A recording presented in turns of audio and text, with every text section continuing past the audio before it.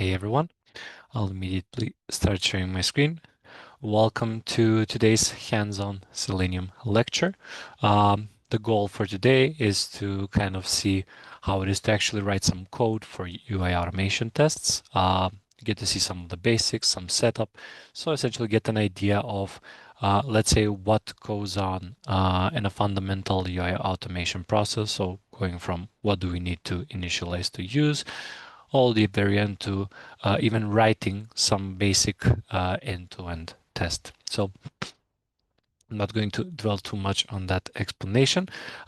Just what I would add for today is during the lecture, if you have any questions regarding the code or any bits, feel free to ask away in the live chat, and I will try to get to everything because I know these lectures can be a bit, let's say, challenging if you're looking at these things for the first time. So without further ado, let's dive into the Selenium hands-on practical part.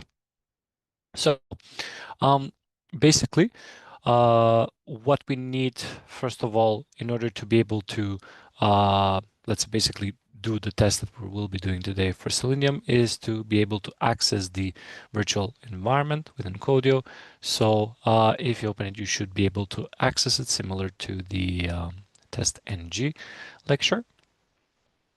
I'm waiting here for a bit. And also on a side note, you might notice I turned to the left. I changed up my setup, so I'm now looking on the left side for the other monitor, just so you know. It's not anymore above the other one.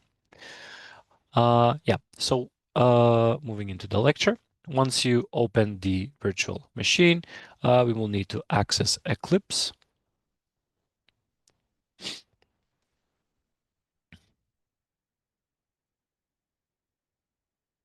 We'll wait a few seconds for the IDE to load. We're going to launch it in this workspace. And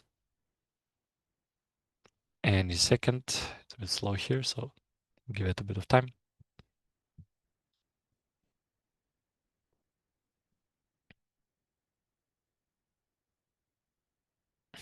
Okay, perfect. All right, so I'm just first going to go back into the guide right here, and then we will move into the code. So we're going to follow that step by step and see what we are actually looking at. So once you're able to access Eclipse, we can continue on into the Selenium dependencies. Basically, you might have noticed that you have this, let's say, XML file that contains the settings or what you need to be using in order to be able to write your code for testing.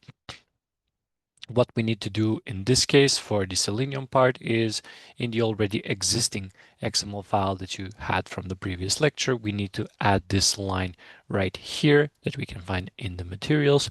You just need to add that in the XML, and once you do that and save it, you should be able to basically run the tests that we will be doing in today's lecture.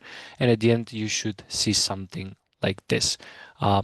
Also on the VM, this might be already set up, so you might not even need to copy paste this bit. So if you have it, you don't need to worry about it. If you don't have it, you can add it. And don't worry about the rest assured. We will not be using rest assured for today because we will be doing UI tests. So we're not gonna touch anything related to APIs for today's lecture. But if you leave it, it's not gonna change anything. So you don't really need to change anything here, really. Yes, I see a question from Susan. Can you show where the first bit gets pasted? Yes, of course. So I'm going to move now into the VM.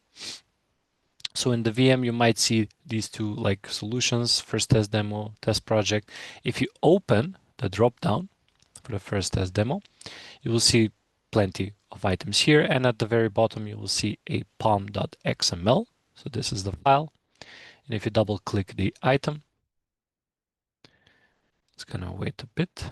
So here you will see you have all the dependencies, and basically you need to add it here as a line. So you see we have like rest assured here at the bottom. You can add it in between this version line and above the dependencies for rest assured. Again, you don't need these dependencies for today. We will not be working with APIs, but you don't need to remove them. You can just add this right above it, and That's basically all you would need to set it up for this lecture. Again, you might already have this inside the environment, so you probably won't even need to add it. If you don't have it, just add it here in this section. All right. Now, from what we can see here in the project, I'm going to open my, let's just, or rather I'm going to enlarge it later on a bit. You will see we have a lot of items. So you have source main Java, source main Java resources, test Java, so on and so forth. So we have plenty of items already under our belt here. What we will need to be using for today's lecture is essentially only one class. So we're not going to go too much into creating a bunch of classes. So everything that we will need, we can find under the source test Java. And then under that, you have first test demo. You have a few items already displayed here. What we need is this UI test demo Java. Now, this is where we will be doing all of the tests. Again, we're not going to go into too much detail like creating 6 separate classes and then running inheritance between them. This is just to get the fundamentals of Selenium down. So before we move on here, I'm going to go back to the guide and we're going to continue on to the basic script setup and execution. So in order for you to be able, well, actually, I think I need to open the VM again. Yeah. So let me just see another question here from Bino. I don't have much thing here is. So you're under the test project, Binu. If you open the first test demo, so in the not the test project directory, but rather the first test demo, the one above it. So I opened this folder. You see there too. You have opened the bottom one. You just need to open the first one, and then select source test Java, and then under that you will see the class UI test demo. So you can follow that one. Yeah, thank you also, Seraphim, for showing the items to be added. Yep, no worries. So now I'm going to go step by step here. You might also notice you might have some of the items already added, like I can see them here. We have some methods added. So what I'm going to do for the purpose of this demonstration, I'm just going to erase everything and we're going to walk through what we actually need to do before we can start testing. So before you run your Selenium tests, if you remember last time, we discussed that you have various ways in which the testing tools communicate with the browser. So they don't actually directly just attach everything of the code or inject it into the browser. They have some kind of driver helping them out. So for us to be able to test anything, so try to get some input fields, search fields, anything really on the websites, we would need to add a variable that will help us do that. For that purpose, we have the WebDriver library, or class if you want to call it, that gives us the ability to create an instance of a driver, and then we use that driver to play around with elements on a page. So the basic declaration of a driver is you just write web driver, and then you can name it any way you want. I usually, and it's a common practice to actually just name the variable driver, because at the end of the day, it is a driver, so it's pretty self-explanatory. So this is the class that you need to basically use to declare the variables of the type so that you can interact with the elements. Now, once you do this, you might notice we already have some methods below, so we're going to get to them in a second. When you were working, especially right now for your projects, homeworks, and everything, if you don't want to play around too much with creating separate driver initialization methods and so on and so forth, the simplest thing that you can do for now is you can create it as a global. So here, basically, I have it, the driver, I can use it in any method. I have it outside of the methods. So I can put it inside the before test. I can put it in the test code method. So I can essentially play around however I like. So you can declare it like this, and then you should be able to use it as you will. One thing to note, when you do have the driver declared like this, it currently has a null value. So right now, this driver doesn't do anything. It doesn't point to anything. It doesn't have any value. So whatever you try to do in this state will 99% of the time not work. Okay. So what do we need to do so that we can use our driver? The first step in UI automation testing is declaring and initializing a driver.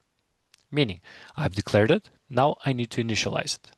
Now, you can initialize it here, it's not a mistake, so you can do it here outside the methods.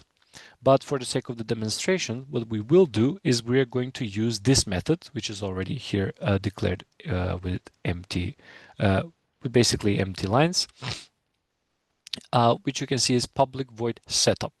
So this is just going to set our driver up. And you can notice here, this is from the previous lecture as well, we have a test ng tag or annotation, which says before test. So this means that every time that we execute some of our tests, this method will be called. So this is the method that will run first and then whatever we are trying to test. So we can actually use this method to initialize our driver.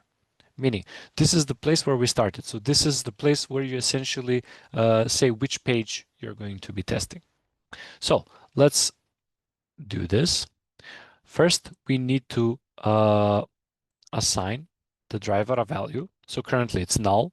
And let's see what value you can assign. So when you are working with drivers in Selenium, you can assign it a value of Chrome, WebKit, Firefox.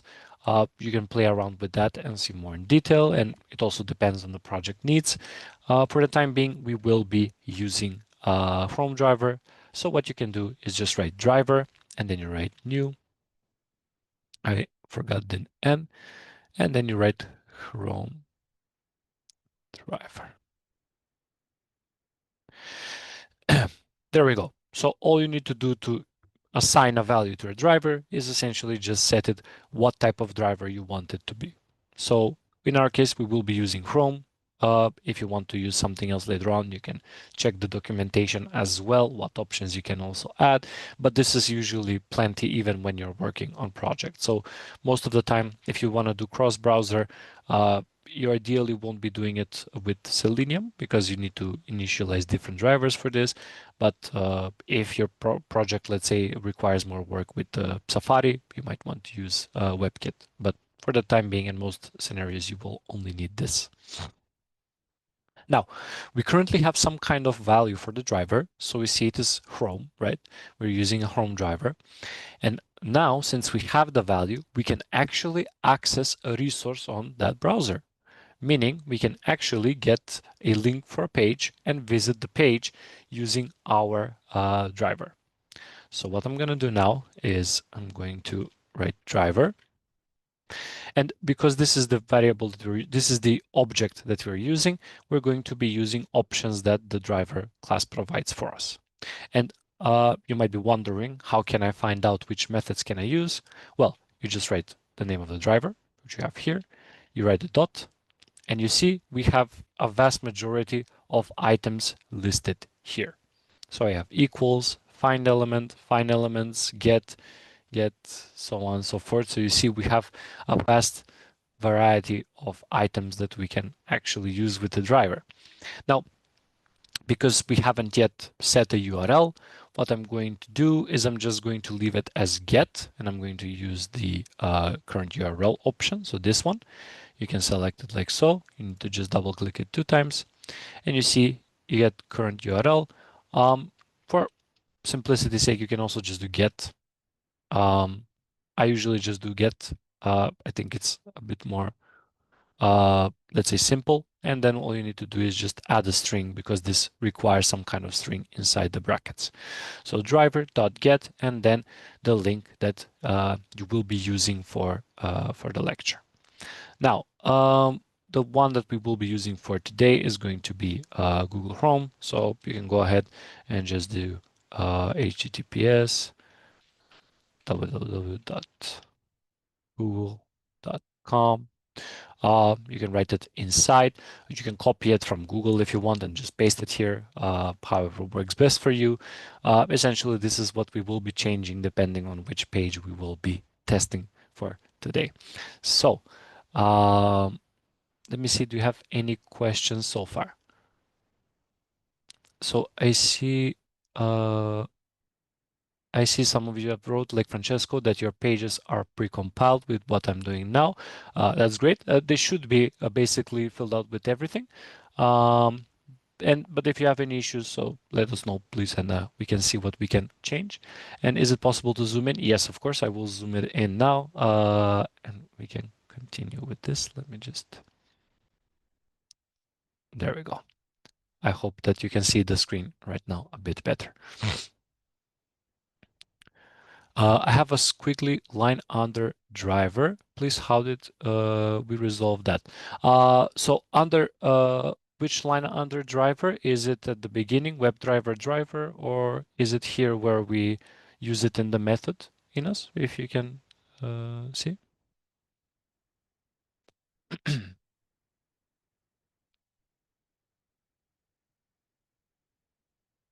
In both. Okay.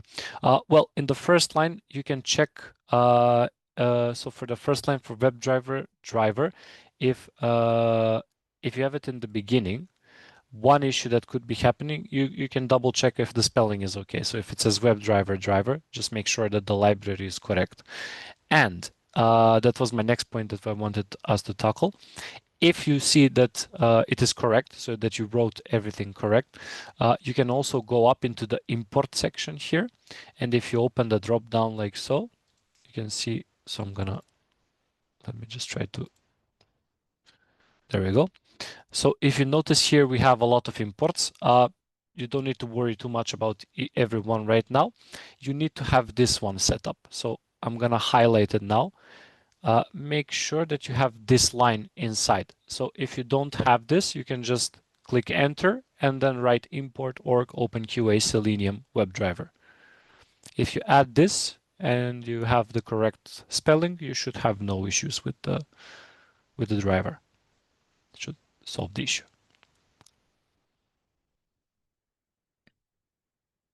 Let me know if that is resolved. Yep, no worries. All right, so that brings me to my next point. So as Ines mentioned, some of you might see that the driver might not be accepted. If it's not accepted, that's because when you use Java, you usually need to import these items manually. So as you can see, we have the import for the WebDriver here. If some of you as well still don't have it highlighted here, you can note it down. And why is it important that you have this noted? Because you need to make use of the items provided by it. So you see I have WebDriver, I have something with the Chrome driver, so on and so forth. So you can see I have all of these imports. We will get to some of them later. I don't want to bombard you with so many info right from the get-go. So for now, you should have the WebDriver, you should have the after, before test, and annotations test. So that is all that you need for now. So you can ignore some of the ones that I've added, and we will see why I have those as well.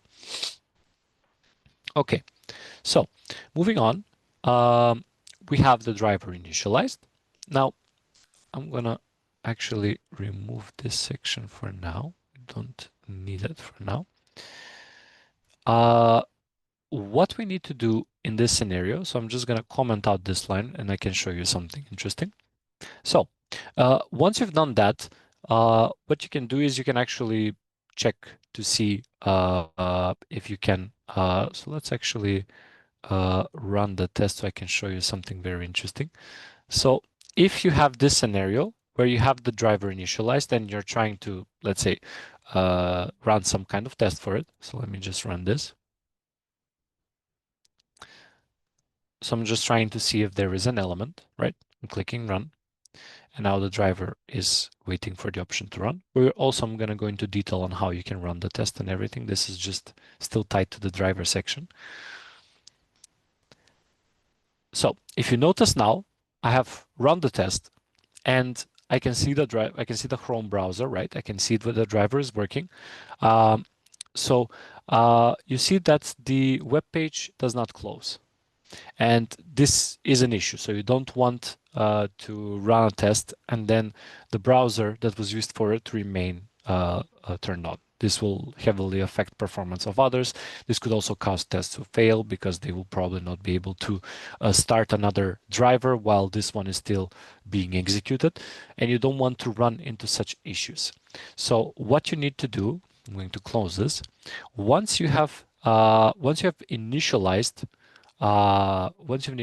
the browser in the top here, so we have the value and we get the URL, what you need to do is you need to scroll down. Again, some of you might have this method. And then we have this item here called public void teardown. So usually when you run initialized browser, you also need to close that browser. So this is usually how the method is defined. Is teardown.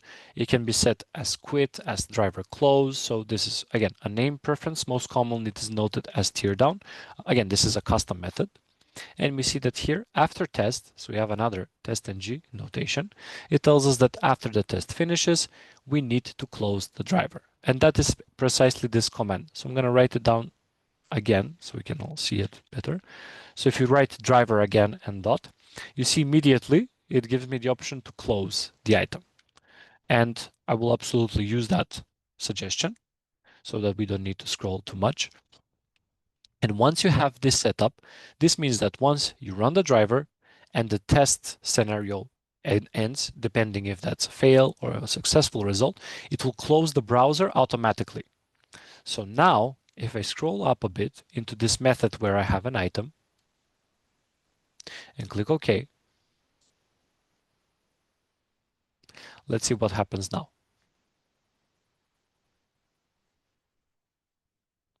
So you see my test finishes and then I don't have any window open, meaning that the driver is opened, it runs the test, and then it closes on its own. So it's very important to make sure that we always close whatever driver we are using, because I can also share from personal experience. We've had issues with drivers that were running in the background due to poorly maintained tests. And what happens is when a driver is running, so let's say it's going on in the background, if you try to update the solution in your pipeline, or if you just try to run the tests with the latest updates on the branch, your tests are going to fail immediately and you might crash the entire release because they can't start while the driver is used. So imagine Chrome driver is running and you're trying to run a new instance of Chrome driver while this one is running, so it can fail. So always make sure to have this option to close, or rather end the execution of the driver. Okay, do we have any questions, issues with Selenium so far?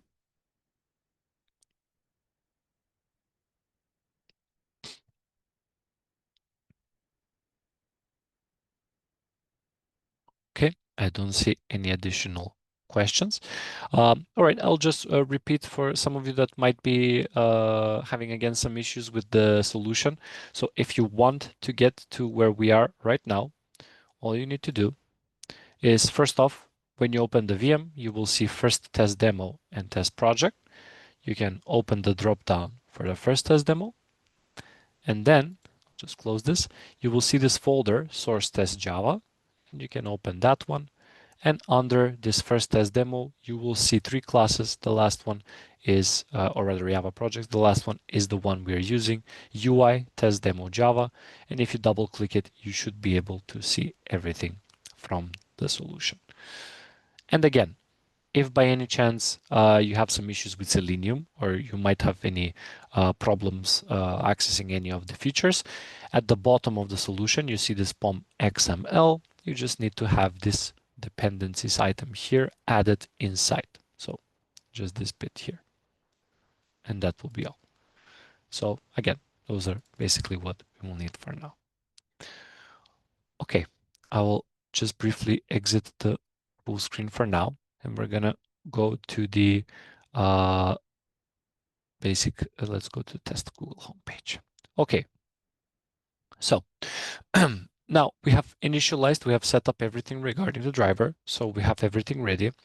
And now what we need to do is to see if we can run a test. Now, obviously, we saw that I was able to execute the test previously with the CTA that I was using. But let's try to see how the scenario could play out. So following the instructions step by step, what we will do, we will try to locate the search button for the Google Chrome search, and then we will try to add that item and see if we can access it, or rather, let's say, if it is displayed. So what we can see here, we need to open Google in an incognito browser and then right click over the search button and choose inspect. So let's go ahead and do just that. Google.com. Let's just do it like this. There we go. Okay, so now we're at the Google page. What we need to do is try to locate this search box here. So what you can do is you can right click this from the previous lecture, if you remember, right click the search box and you can scroll down to inspect.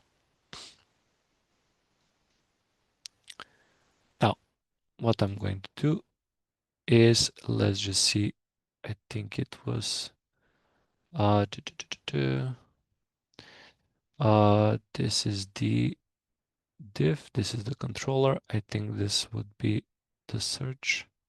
Rather was it, I think, not this one. Okay, so what we need to do if we want to access this item is we need to see how we can actually get the content from it. Now, let me just go back to the lecture previously. Now, if you look down, we can actually just see from here. So I think this is probably updated on my end. So we're going to use this for now because, again, it works. You will notice that we have some sort of item like this. So you see this is like the locator that we have for it. It has some kind of class. It has some kind of value. It has some area label. And what we need to do is we need to see how we can access the item. So if you remember from the previous lecture, there was the option to use a CSS locator. Now, why can we use the CSS locator? Well, if you look at the class here, this class is not very intuitive. So if you write this down by class name and just write GN089B, probably somebody might not understand what we're actually trying to find. So since we have the value here, you can see, we can immediately say, okay, we have the value. So all we need to do is either use XPath or we can use a CSS locator. In this case, as I mentioned previously, XPath is not ideal. It is slow. It is going to cause maybe issues when the contents of the page changes. So the ideal locator for us would be the CSS locator. So how can I actually find this item? So let's just try to construct it in Notepad++. So I'm just going to open this right now. So I'm just going to click enter. So we see that we have a tag, which is input. So we say, okay, we have the tag, which is an input. So what we will need to do is we need to use the driver. Then we're going to find an element. Again, we're just trying to locate it. Then we're going to use by, which is the class that gives us the option to find the item by something. We're going to use the CSS selector. And then once we open that bracket, we just need to add parentheses. And then inside, we try to note down what was the tag. The tag was input. So we're going to use the input. And then we're going to open the straight brackets. And we mentioned something that's immediately from the start human readable and easy to access is the value. So we can just say value and then say that this value, let me just move this a bit to the left, value equals, and then we're gonna add, we're going to add these single quotations, Google search. There we go. And as you see, what did we do here? We used the CSS selector because it was the simplest and in reality the most human readable option. We saw which tag this item uses, and then we just used what was the most simplified element to describe it, which was the value. Again, Google search, that is what we are trying to achieve. So now what we can do is we can actually copy everything from here. We can add it into the VM inside the code. So I'm going to go into the VM now. And you will also notice you have this test code. You can add it inside. We already have the notation from testng, the test notation. So this is something that we will be executing. And you can just insert everything again from scratch here, or you can type it out if it feels better to type it inside here. So I'm just gonna zoom in again here so you can see it better. So we see I have the driver, find element by CSS selector, we have the input value, and I am missing here a parenthesis. I think it's like, there we go. So you will add it pretty straightforward as we constructed it now inside the code. And once you have this up and running, we should be able to run the test. So I'm going to click on run. You can also click run here. You can run them. You can run the test as well from the, I think there was the option from here. You can select them from here, however you wish to do it. Me personally, I like this feature where when you write a test, you have the option to run it. It's a bit more readable, so I'm just gonna go with that. Then you're gonna get this pop-up and you can click OK.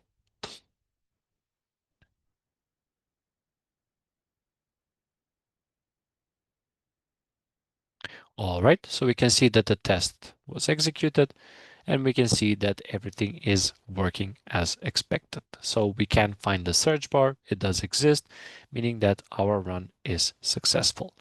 One thing I want to add for you all that you might have an issue with, it's again regarding the imports. So if you by any chance have an issue when you try to add by something, so an element by class name ID, if it is highlighted with red, you can only just add this import right here. So again, or OpenQA selenium.by. So you might need to add this notation as well if you do not have it. So that's something to keep an eye out. If you have issues with the declaration, it's probably this. Okay. Okay, so now we see that we have this item and we see that the test for this works. So I'm going to go back briefly through the guide and we're going to now look at something that is probably not going to show us a good result. So the feeling lucky button. So the you might have saw this I'm feeling lucky button, which is basically dynamic. And you know that it quite often changes. So I'm feeling lucky, I'm feeling adventurous, so on and so forth. And if you do try to get this item, if you try to use this item basically and write inside the specific text, it could change. And then in the future, you could actually have an issue where you can't locate it anymore. So what do we have here? Instead of using the CSS selector like we did before, you'll most likely need to use something that makes sure when you're using it that it will be present even when there is a change within the content. So one option that we can see here, we see that we have the section here with the CSS selector, which says only use I'm feeling. So we know that text changes from time to time, and we hope that this bit is the one that basically remains the same. So what we can do is I'm just going to copy this section. You can also copy it from the materials, and we're going to go back into the VM. So you can use this test mode for the search box, or you can use a separate test. There should be one more test. If not, you can just create one more method. You see here search button exists. So inside the contents, we already have driver.find element by CSS selector. So what I'm going to do now is I'm just going to paste the content that I got. And I'm just going to zoom in so that you can all see what's happening. And now what I'm actually doing right now, let me just make sure that you all can see it for clarity and more clearly. So Does anybody remember what this symbol represents when we use a CSS selector? So what is the caret symbol used for when we're trying to find a locator? Does anybody remember? You can write it in the live chat. We talked a bit about wildcard symbols. We had three main wildcard symbols. One was, I will give you a hint, used to get the end of a string. So one was to get the end of a string. That was the dollar sign. So that was the dollar sign. So what does this caret represent? What does this arrow up, let's say, represent, if you can remember?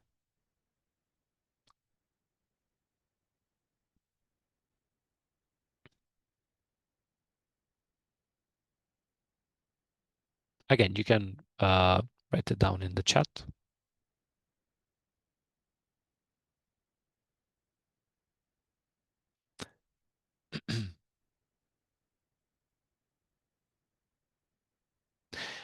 Let me just see. All right, if you don't have any ideas, okay, that's perfectly fine. That's why we have this hands-on bit here. So the caret symbol that we see here, right after value, meant that we want to select the beginning of the text that contains this string. So if the button is I'm feeling adventurous, we're gonna select I'm feeling, so the beginning. If it says test 1, 2, 3 test, we're going to select the first test. So we're essentially selecting the first item. And you might notice here that we have this little dash here between the M. That is because when you use the single quotation, there's something to be careful of. You basically will close, the let's say text section here if you just add this quote without the dash. So if you just do this, you see that you will probably get like you might get like an error because it will not understand it. We can run a test with that as well. And what happens is basically the Selenium will not understand that you're actually trying to just use I am short. So for example, I'm.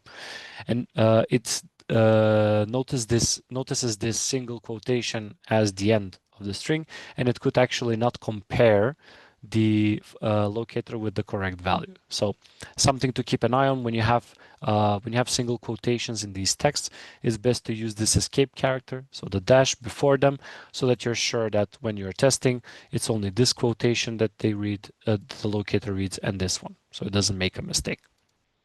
So let's see what happens when we try to use the CSS selector for a dynamic locator. So I'm just going to go here. I'm going to run the test. Click OK. I'm going to wait for it to be executed.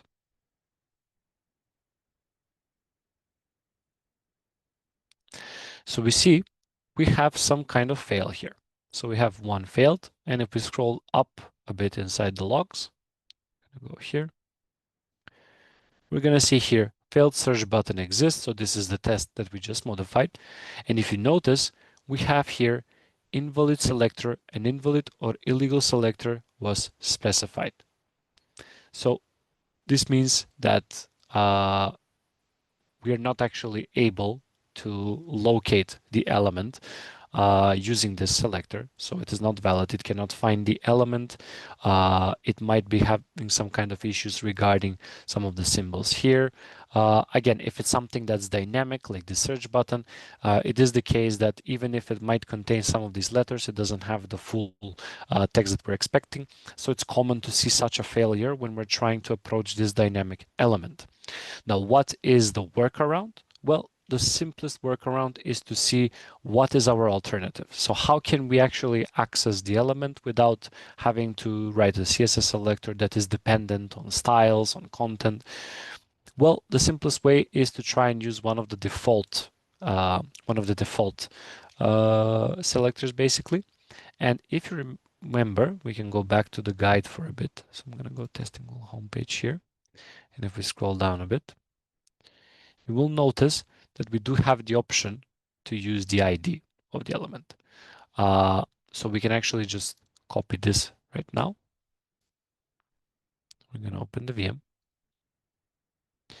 And instead of using the value here, what I'm going to do right now is I'm going to erase this bit.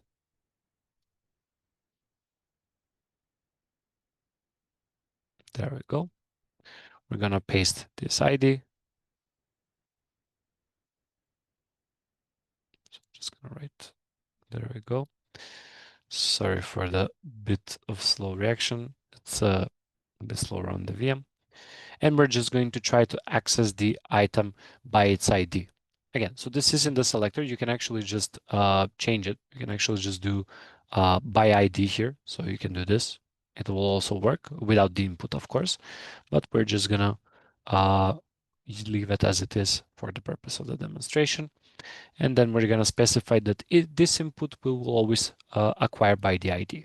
So the ID is something, as you remember, that does not change. So the ID, whether we change the header of the text, so whether the font weight is changed, whether the content is changed, whatever happens to the text, the ID will be the same. So this will be something that you always find unique to the element. So now, remember, I tried by value. By value, it turned out that does not exist. The element is not valid. So now if I click run, let's see what happens with the results.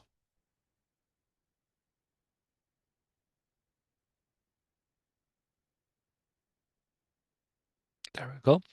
So now we see we have a pass, we have 0 failures, and if I scroll up, we see that the search button exists. So it means that this dynamic element that we had an issue accessing using the value is now visible and we can actually interact with it. Meaning that, again, when you have dynamic elements, always avoid using values or things that can be changed in time depending on what the module represents. So when you have such elements, always try to see if you can access the class name, primarily and ideally the ID, and then you will see that whatever happens to the content, you will always be able to locate the element. Okay. Do we have any questions so far?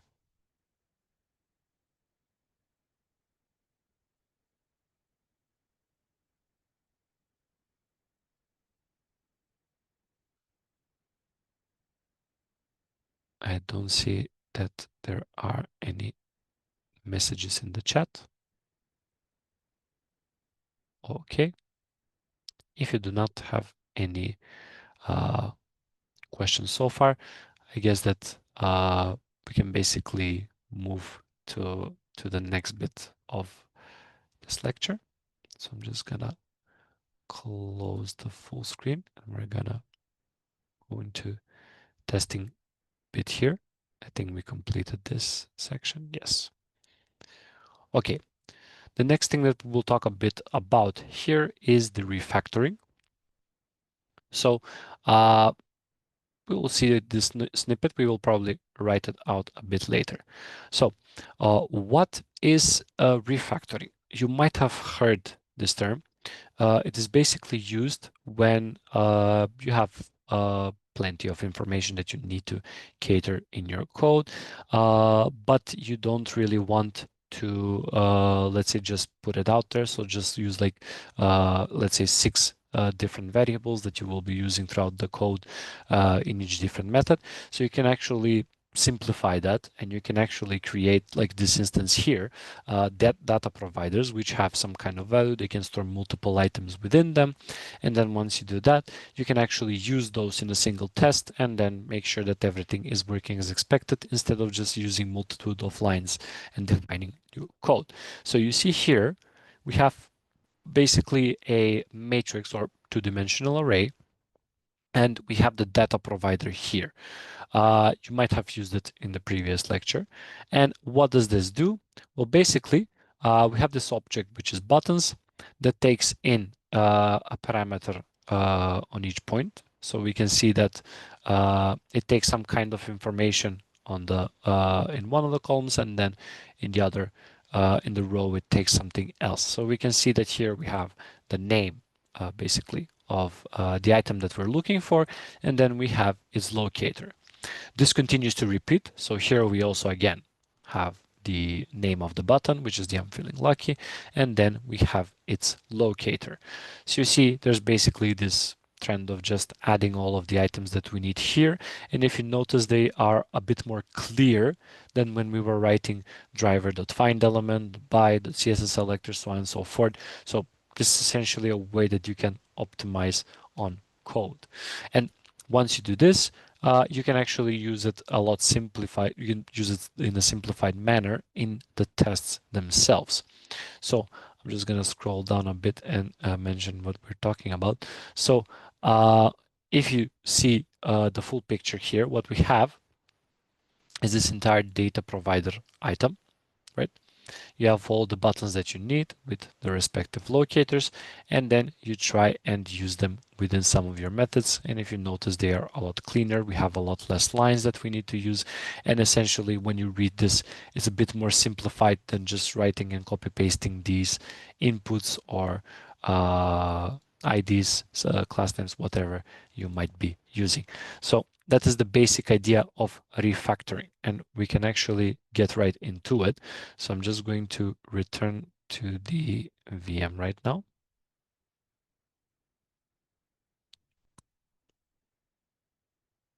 Okay.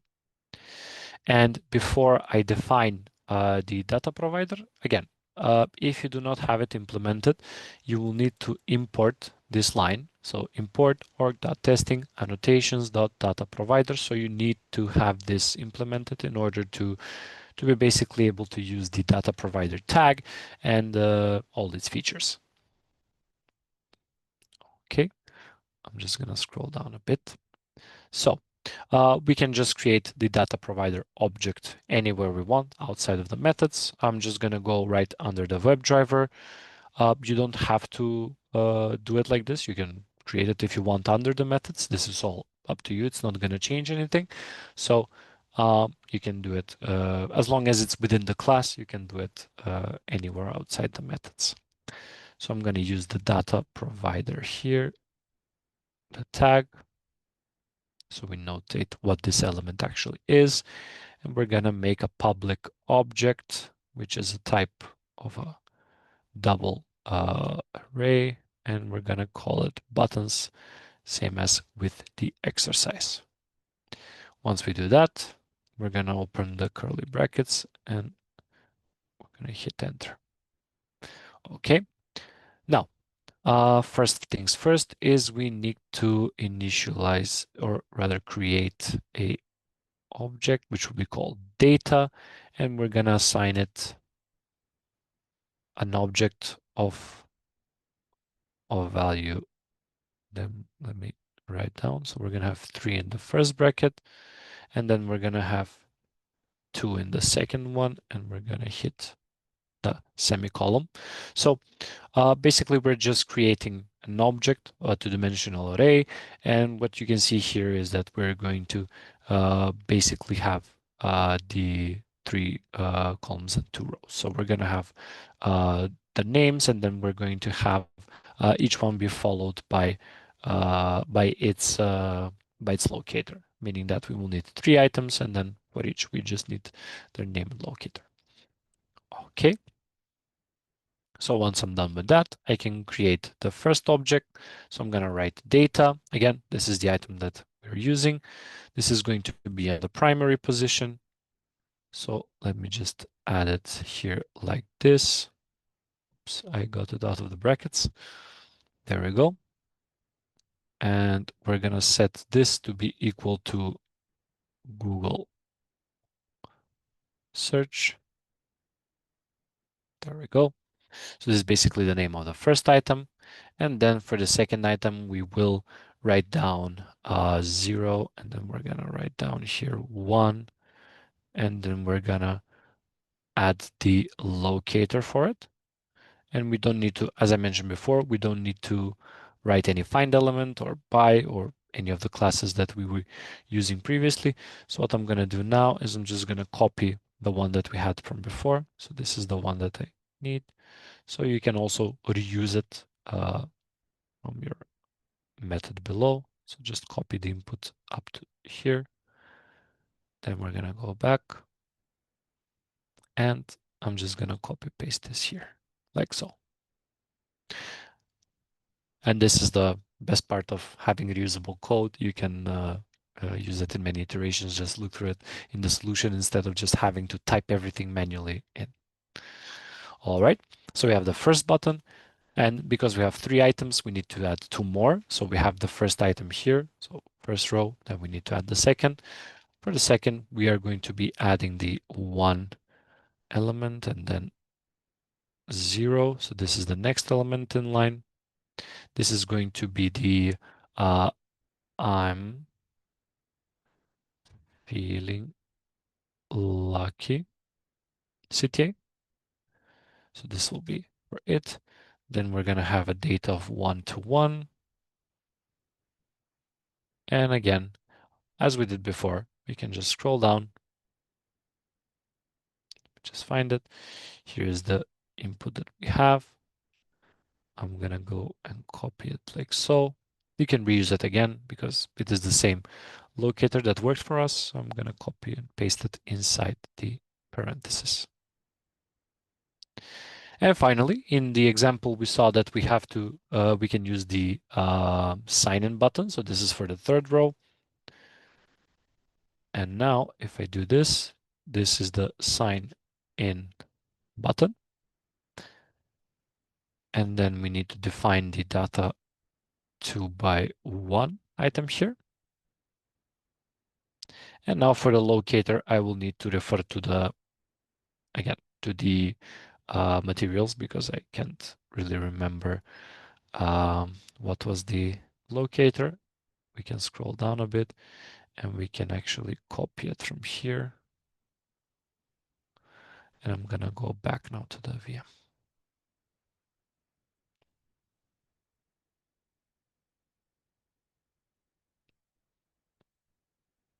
There we go.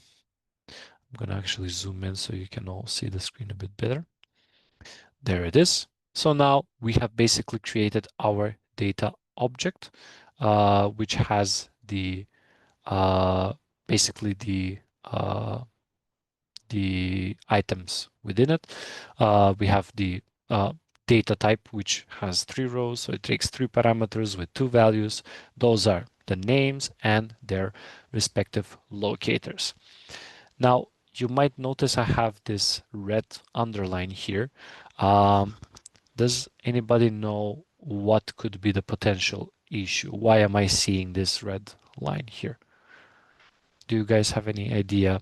Does anyone have any idea why we might have the red underline for the buttons method? I might have forgotten to add something, but do you think you can help me out and see what I forgot to add for the method or for the object actually? I'll add a hint. I'll drop it down like this.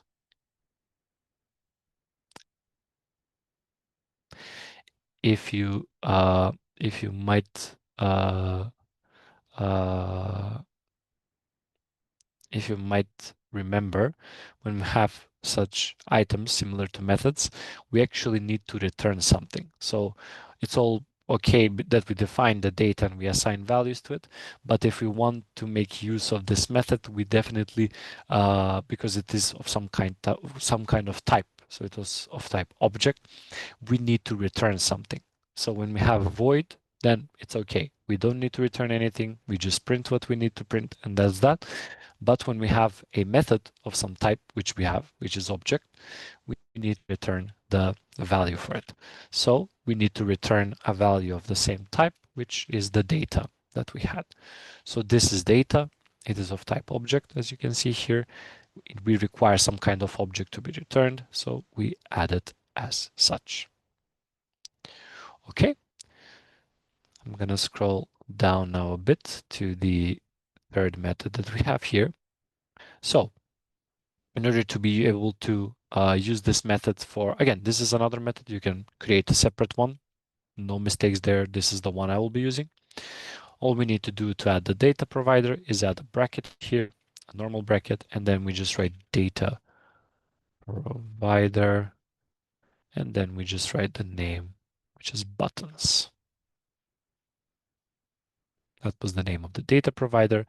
And now what we need to add here is basically we need to add what items we are using in the provider. If you remember, we have the names and we also have the selector that we added. So what you can do inside the bracket for the method is write string, and you can put in, you can write button name. I'm just going to write button because all of these are buttons. And then you just write string and then selector. You can write locator, however you wish to call it. It's all up to you. But we need to do this so that we can use this data that we created from the data provider earlier. And now we have the data provider, we have the data that we'll be playing around with. All it's left to do is to see how it goes into action. So I'm just gonna first use driver.find element. And now we're gonna use by here, CSS selector. And you see it already gives me the option to just write down selector, and I'm gonna make use of that. So why are we doing it like this? So you can see we're not actually hard coding the data inside here. It's a very important thing. You don't want to hard code data. That's something that's always avoided, especially when you're programming. So we're just using this string that we set selector, and this will take the information that we gave it from the data provider. Now we have the driver find.element, so we're going to find the selector that we need, and then what we will be doing next is we're going to output dot out dot print line, and we're going to write inside button. This is, I can find the plus, there we go. And then we say button appears on page, for example. Again, you can write whatever you want in the system out print. This button is just the so that we know which item we are sending. So if I'm let's say seeing the sign in button, this will say sign in, button appears on page. If I see the I'm feeling lucky, it will say I'm feeling lucky, button appears on page. So why was this refactoring important? You will see it again in something else I've also prepared for this lesson. This is for making sure that the code is first and foremost secure. So you don't want to, again, add all of the data and hard code it inside the solution. You don't want to write credentials. You don't want to write down specific names, maybe of users that you're using for some tests. So you don't want to provide anything of that sensitive data out there. So one aspect is security. So you want to make sure everything is read from some kind of file and then annotated in a data provider, so whatever, whatnot. And then readability. If you notice here, we have this entire line with this entire ID that we have here, whereas in this second item, we know that we're trying to select some kind of item, the selector. So this is for any locator that we want, so it's quite dynamic. And then we essentially just print out a button, any type of button that needs to be printed out based on our data. So quite useful, and I would also say following some clean code principles. So let's see what we will get in the execution.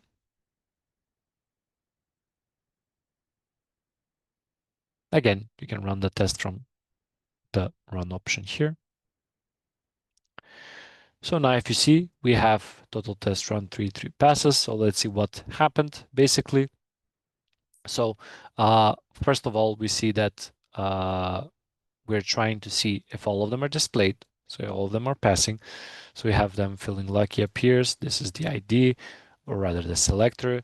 This is the selector for the Google search. This is the selector for the sign-in. So all of these items are okay. They're working as expected. And then we also see our print line is showing us that the Google search button appears, a button appears, and then sign-in button appears on page in that order. So what we did essentially is we simplified what would have been a very long test written down here with all of the locators, with the string names of those buttons, and then added in a system printout by using a data provider with a data object that is more clear to understand and read and just easier to factor in here. And I will mention again, refactoring is something that you will probably be doing on most projects. It usually is not done, let's say, in this manner. So you will definitely have some kind of special file where you have data. You will probably need to add custom methods on how you're going to find variables. So I'm also going to show you some examples with these in the last session today, but it's a very important aspect that, again, I believe it's good to kind of read on if you have not done so yet. Okay. I think that that would be also all for the refactoring. Do you have any questions so far for the lecture? I know it's a bit, maybe a bit too much. Also, if I'm going too fast, please let me know. So we, I can dial it down. We can repeat some of the exercises as well. So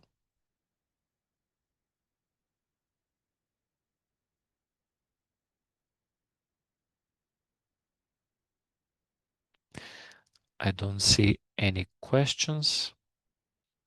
Okay, then yeah, but I think we can have a break now, and then we'll continue on with more examples.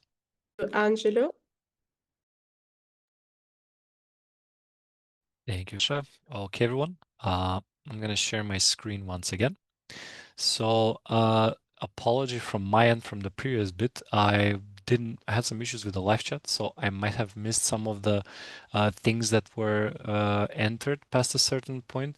So I want to just say good job to everyone. So to Bino and Ines, I saw that you were that you wrote down answers for the questions that I also had regarding the return data, and one of the starts with the carrot questions that I had. So good job to everyone, and I saw that the questions were answered that for the ones that there were. So if there's anything else, everything is working now on my end, so I will be looking at it promptly. So good job to everyone for the contribution, and sorry for the little issues on my end. Okay, so moving on, so we saw what are some of the basics. We talked a bit about the setup. We saw how we can initialize the drivers. We saw how we can basically set up them for them to be to show us the Chrome browser, how it runs the tests, and then how we close them. And then we wrote down some basic locators for some tests. But this is, let's say, the foundation of what we will need for the next few exercises that we will do. So for now, what we are going to be doing is we're going to use a page that I think you're all familiar until this point, which is swaglabs or saucedemo.com. I will copy paste the URL in the live chat as well, so you can add it into your solutions. So let me just add it into the chat. So you can go ahead and replace the Google Chrome URL that we have inside with this one. So that is, if you go inside the virtual machine and you scroll to the top where we have this driver.get item, this is where we can change the URL that we are using right now. So I'm just going to go ahead and paste the sauce demo or Swag Labs URL here. So what is the idea, at least for this session? What we saw by now was just us writing down some basic locator strategies and some outputs, which when you are testing and when you're writing UI or API automation tests, it's not really a test. It's rather a setup for a test. So when you want to execute a fully fledged test, you will definitely need to have some kind of assertion. You might have saw the assertions from TestNG. They are enabled from it. So we will be trying to see how one end-to-end, let's say in a way, test functions. We'll do a shortened version of an end-to-end test, let's say, and how we can actually note down what is happening and what we need from that test. So for that reason, what I'm going to do now, you can also do it on your end. I'm going to create a new method. We're going to call this method, we're going to make it void as well, so you don't need to return anything. Again, this is just a test script, and we're writing these scripts 100% of the time. I would even say you don't need to make them of type string, integer. We don't want them to return something. We just want to test something. So when we test something, we don't really need any data to be returned. And I'm gonna call this, let's say, login test. Let's call it as simple as that. So this is what I'm going to call it. And then I'm just going to open the empty brackets. And there we are. So this is basically the test, login test. You can name it login test. You can name it however you want. It's all up to you. So what will we be testing? So if you remember last time when we were using this page, it's also okay if you don't, this was just a demo. We have this page, which is Swag Labs, and we have options with which we can log into the page. So we have a standard user, locked out user, problem user, then we have a password. So what we want to automate is something that you might actually find frequently on projects. We're going to automate the login process. So we're going to try to log in, and then we're actually going to select an item and see if we can open an item and read its details. So the end-to-end would be we take a valid account, a password, we log in, we select an item, and then we see if we are able to see the item. So what do we need? We need to select the input. So we need to copy this, then we need to copy paste this, and then we need to click login. Now, when you're working with Selenium and with any automation tool, you're not going to be simulating copy pasting data like this. So you're most often going to be entering this manually. So you're going to enter it like this, right? The good thing is that you have this option in Selenium. So you have the option to add these by hand.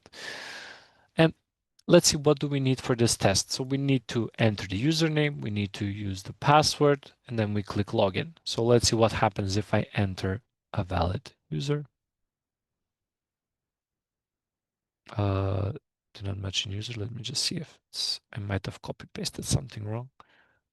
So this is the standard user. This is the password. There we go. And once I'm on the page, we see I have access, I have some items here. So we can see that, okay, if I log in with a valid pair of credentials, then I should be able to see the Swag Labs page. Okay, we'll remember this bit for later because we're going to use it for our assertions. So for now, I'm going to log out. And now what do we need? Let's see. So we're going to need the field for the username. We're going to need the field for the password, and we're going to need a locator for the login button. Do you think that we need anything else at the time being? You can write it in the live chat. Do you think we need anything else aside from the username, password, and login? Or is that enough for now? I see some people are writing in the chat. Again, there are no wrong answers, so we're just trying to understand if we have all requirements met.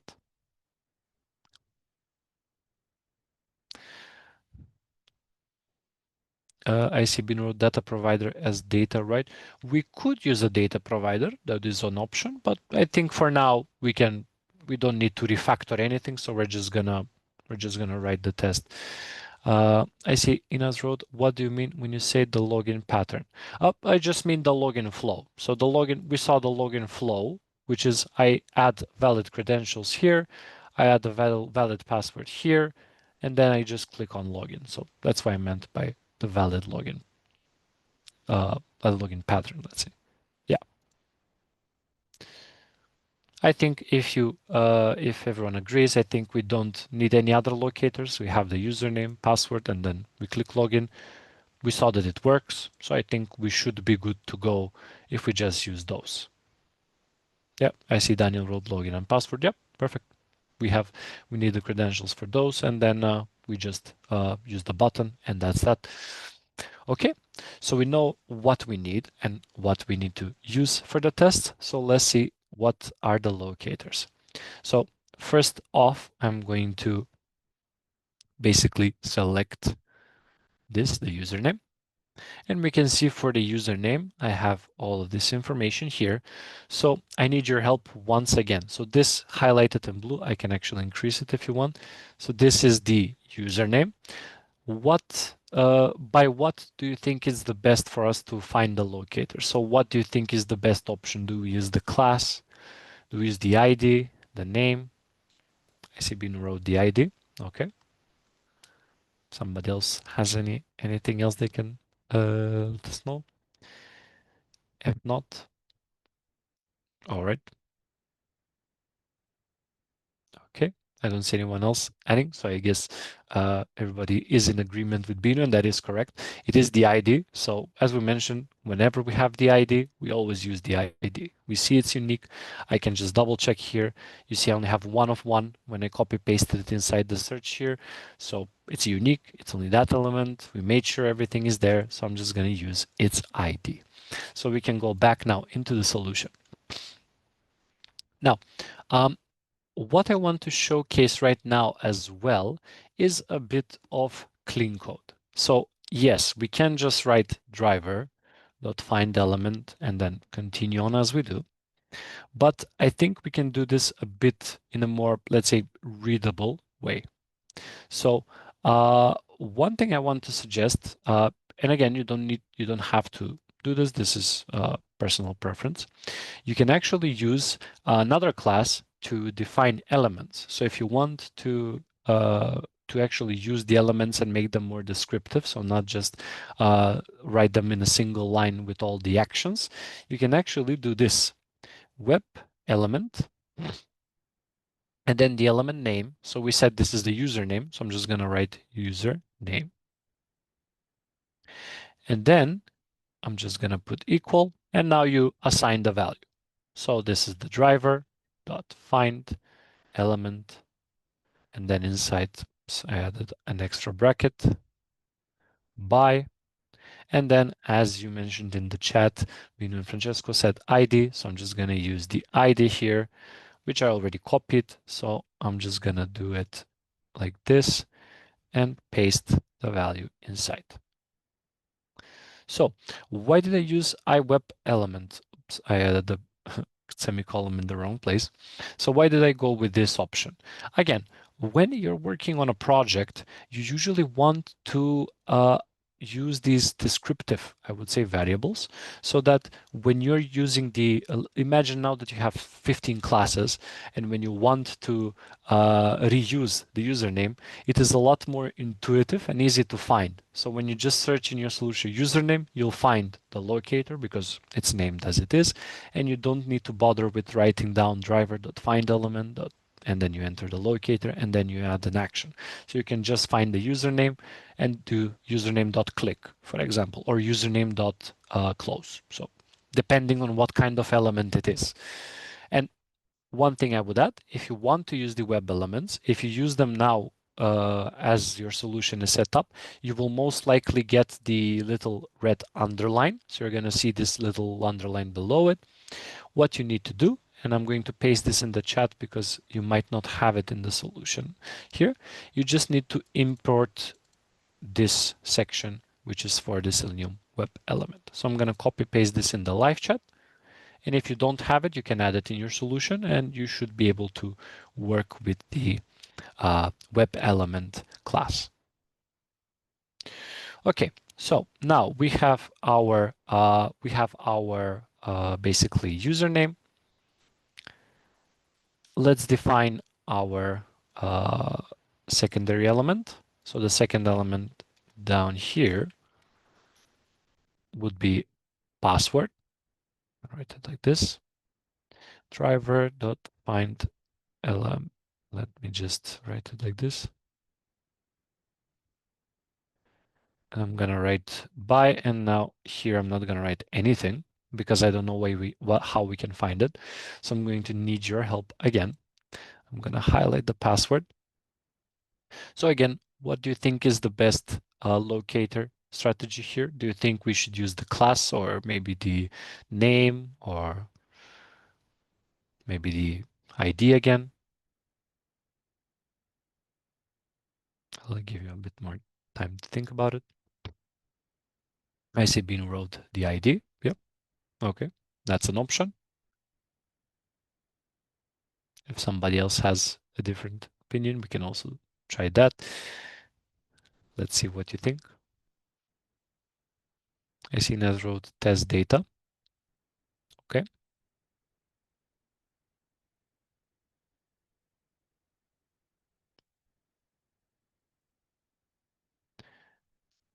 I see Daniel wrote name. That's also good. All right. Yeah. So basically, from here, we can also use combinations, as we discussed. The ideal way, so again, that's why I want you all to remember this even by heart when working. The ID is always ideal. So if you have the ID, you don't need to think about it too much. So as Binu mentioned, the ID is the correct approach. So ideally, you want to use the ID. However, the other answers are also not wrong. You can use the data test. You can actually use this field with the CSS selector. You can actually make use of the input in combination with any of these with the CSS selector. You can also, as Daniel mentioned, you can use the name. The name is also very intuitive because you will write by name password. So immediately have even an easier time of finding what we're working with. So you can go with the multitude of these. Again, the ID is always with, let's say, priority due to its, let's say, static aspects. So when you modify something related to the password, so again, styles, HTMLs, this will always remain the same. So that's why, again, I'm going to use the ID, but again, you can also do by.name and use password if you want to see what happens. So it's not incorrect. You can also use the CSS selector just to be on the, let's say, appropriate approach side. I'm going to use the ID once again. So let me just write ID. And then we're gonna paste password inside. Okay, the last element that we talked about was the the login button. So it was this one, and I'm just gonna hover over this one. All right, and we've already went through this. We see the ID here. I'm just gonna copy the ID again. So I'm gonna use the ID for the login button as well, and I'm just going to call this login button driver dot find element by ID, and we're gonna paste this login button text here. Oops, I didn't copy the correct text. Let me see if I get it now. So it should be, there we go. All right. So I just did the same thing, only for the login button, and we are basically good to go for now. So we have found all of the elements that we need. So what do we need to basically implement so that we enter the text inside the username, the password, and select the login button? So you might have not seen this method, or you might have seen it in the Selenium documentation. So this is something that you can use to actually enter text into input fields. So it's specifically used for that. It's called send keys. And what it actually does is, I'm just gonna write it now. You need to write the element, so the one that you will perform the action on, and then you write send keys and then whatever data you want to send. So for example, we have the username. So I'm gonna write username. So we don't need to write driver find element. We have it defined. So we already have the element. And then when you click dot, you will see, similar to what we saw earlier, you will find this list of actions that you can perform.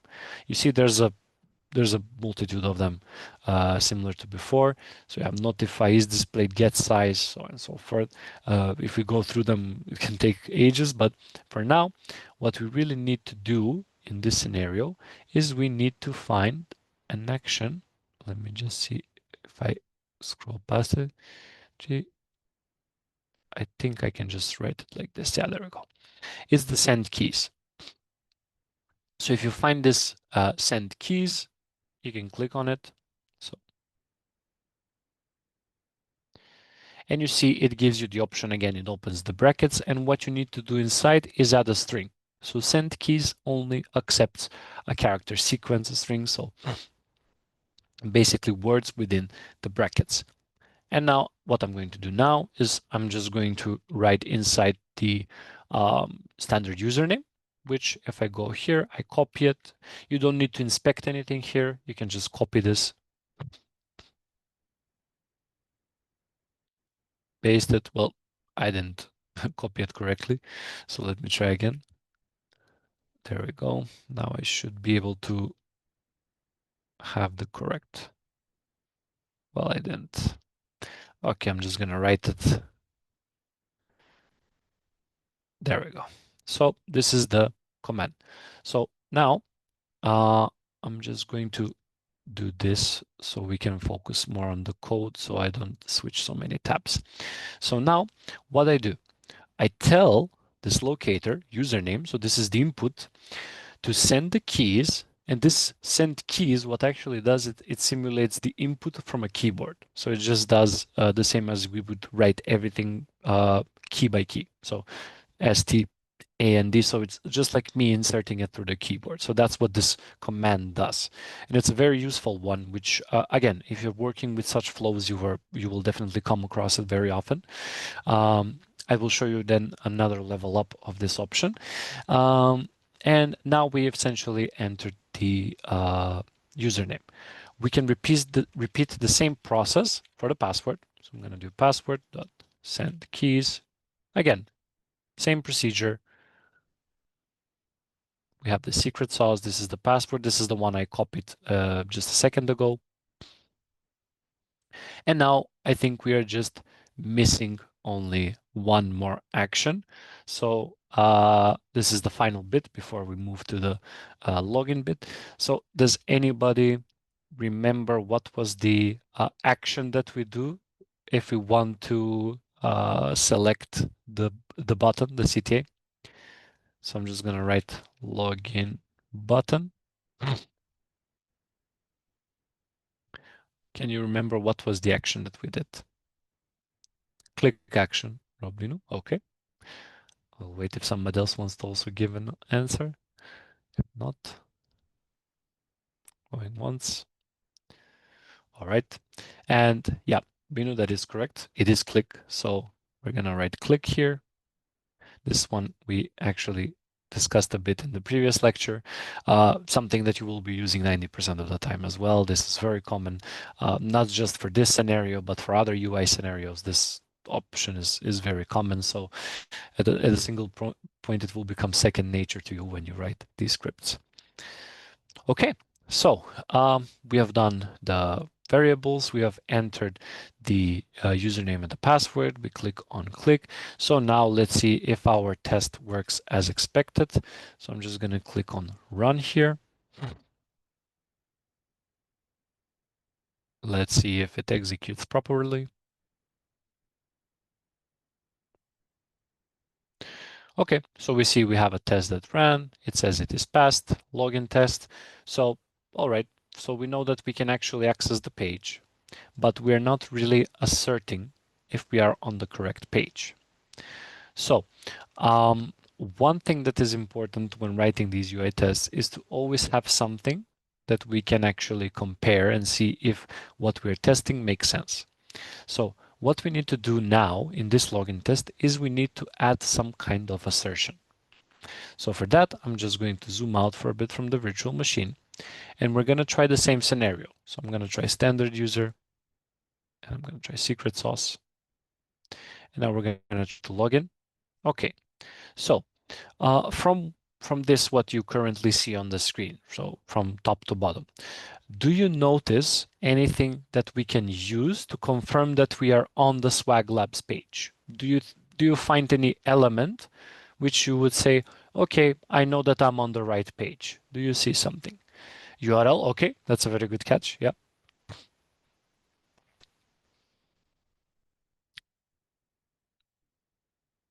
ICBN wrote the header Swag Labs. That is also correct. Yeah, yeah, a very good indicator. So URL, header. Anyone else think there is something that can help us out? Or maybe you think that's enough? Maybe the URL and the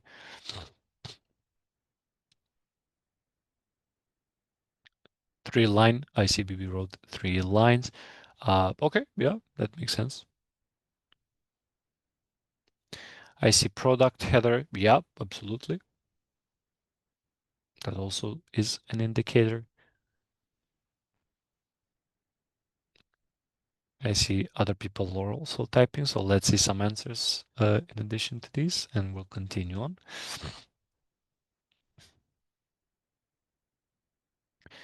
So for now, we have the URL, we have the main header, we have some product headers, we have some layout. The menu is surely printing on the page too. Yep, yep.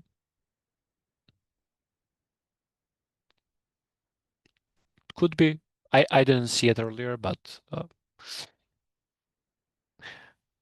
it could be also present, but okay.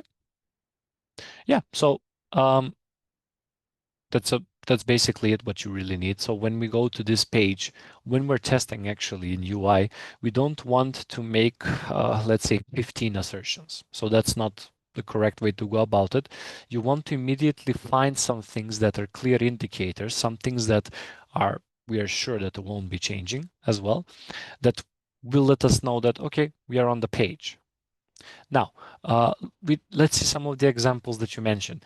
When you say that the headers from the articles, yes, they can be used. And the way that you can actually use this is not so much just the header, but the entire item.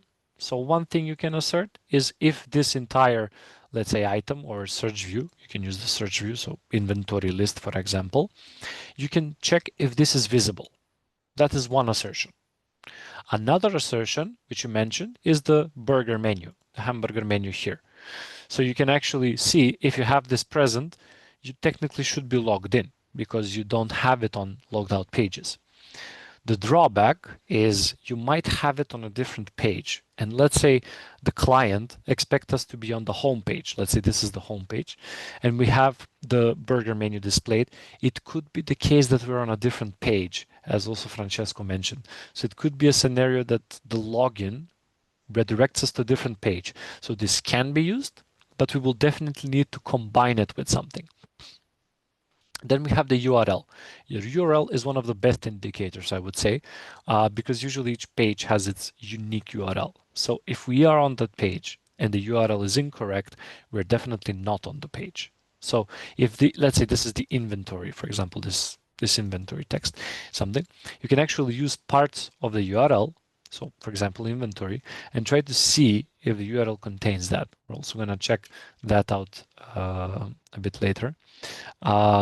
And finally, we have the Swag Labs header. So this is something when you log in, it immediately pops out. So we can see it. It's a separate part on its own. It gives us a clear understanding we're on the home page. If we go to an article page, it looks with a different layout. We can actually do it like this. You see here, it gives us information that we have successfully logged in and that we're where we want to be. So we can use the URL. We can use the Swag Labs header with a combination of something else. We can see if the search result view is displayed, because again, if it's not displayed, we're not on the correct page. So we have a multitude of parameters that we can play around with here. For the time being, I'm going to use the Swag Labs header because I want to show you one example. And then in the next section, we can also add the URL. We can also see some of those assertions as well. So without further ado, let's go back into our code and see what we need to do. So we have our locators, we're on the page.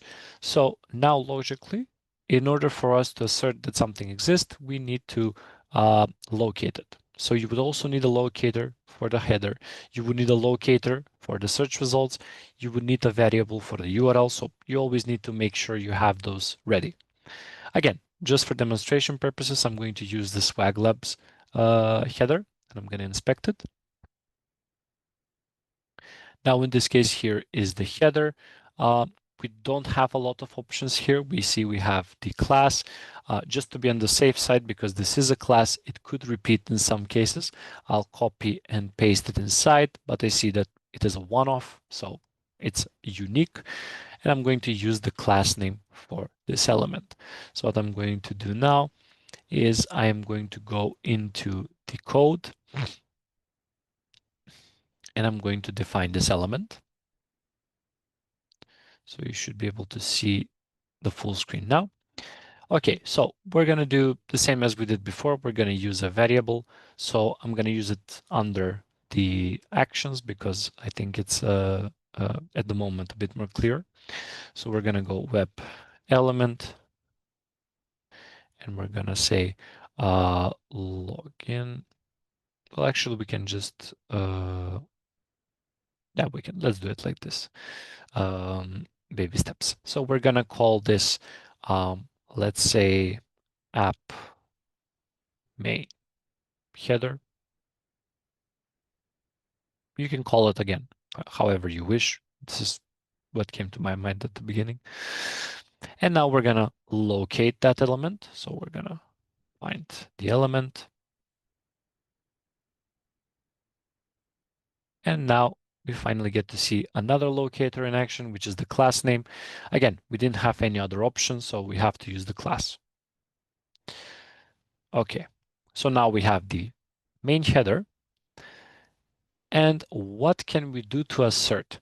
One thing we can assert if it is visible. Now, for me personally, I like to use the if it is visible, and I also want to see if the content of the item matches whatever needs to be matched.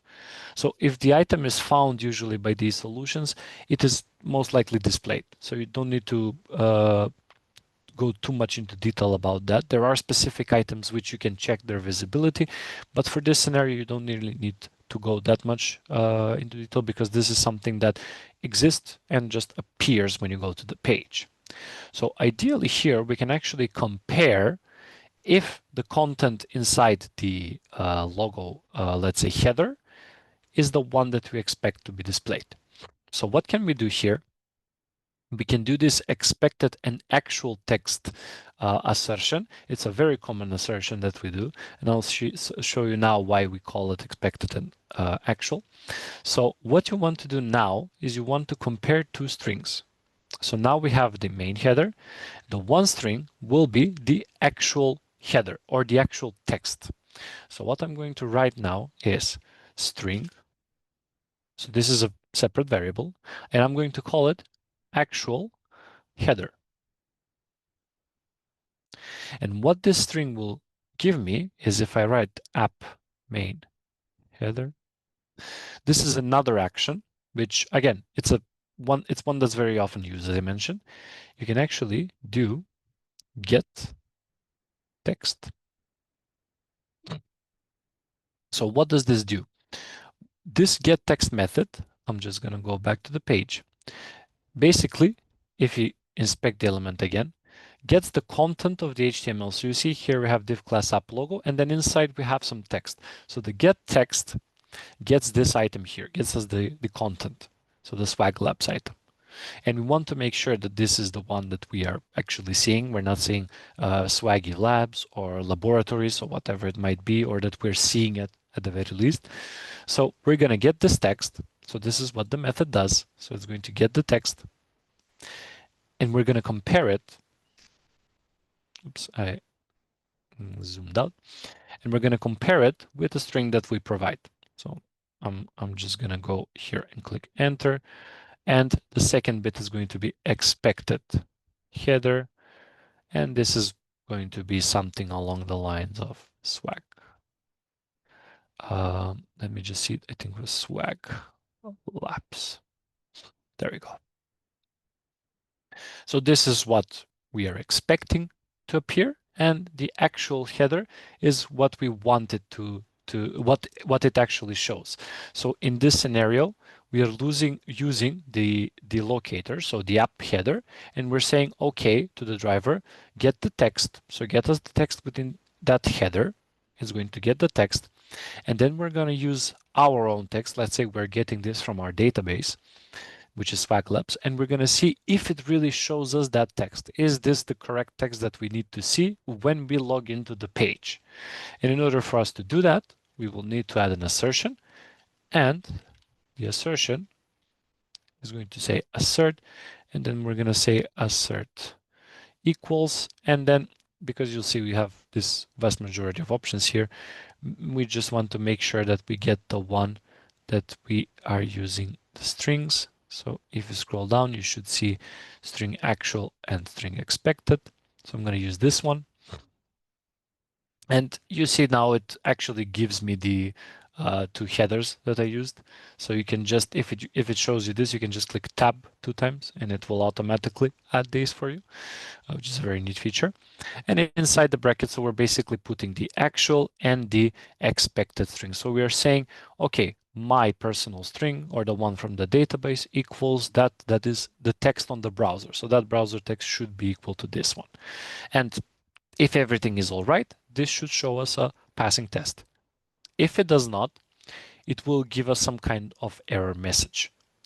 Now, the good thing about assertions, you might have seen this in the previous lesson, is that if they happen to fail, you can actually specify why they fail. And you can do that by going inside the bracket. So I'm inside the assert equals right now at the end. You need to add a comma, like so.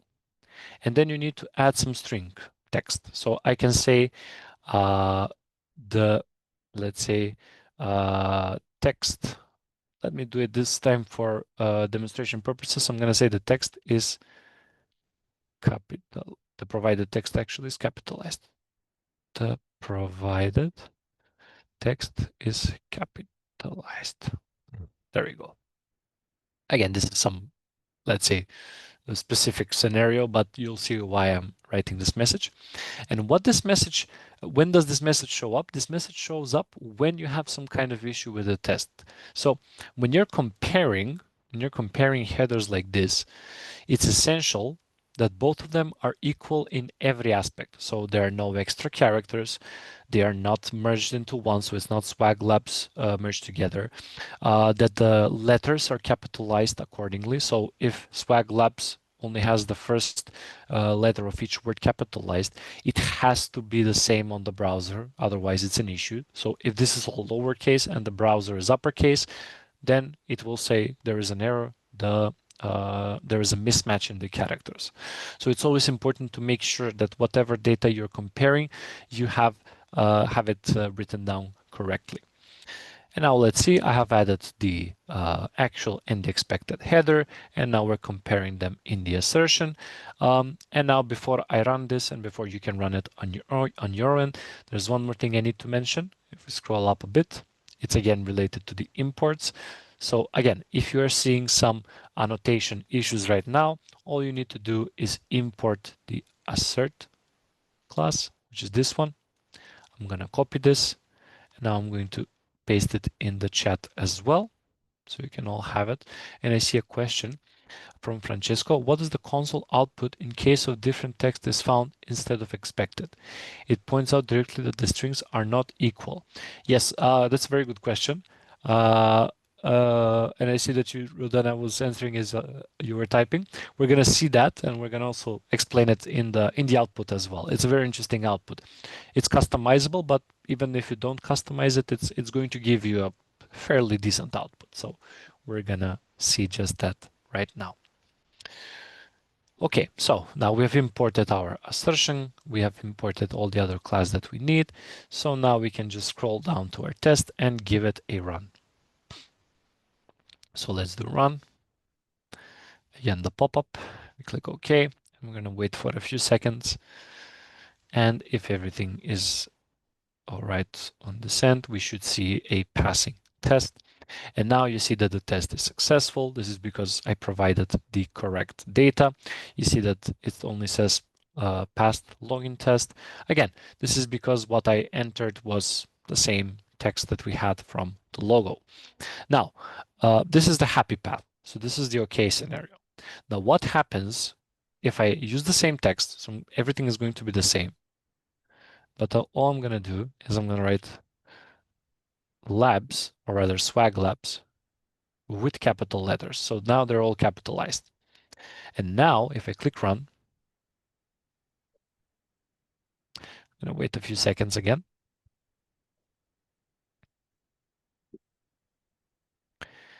Okay, now you see I have a failure. So let's see what the output for this failure is. If you scroll up in the console a bit, you will see here the failed login test, right? We have it here. And then this is what we are trying to output in our assertion. So it says the provided text is capitalized.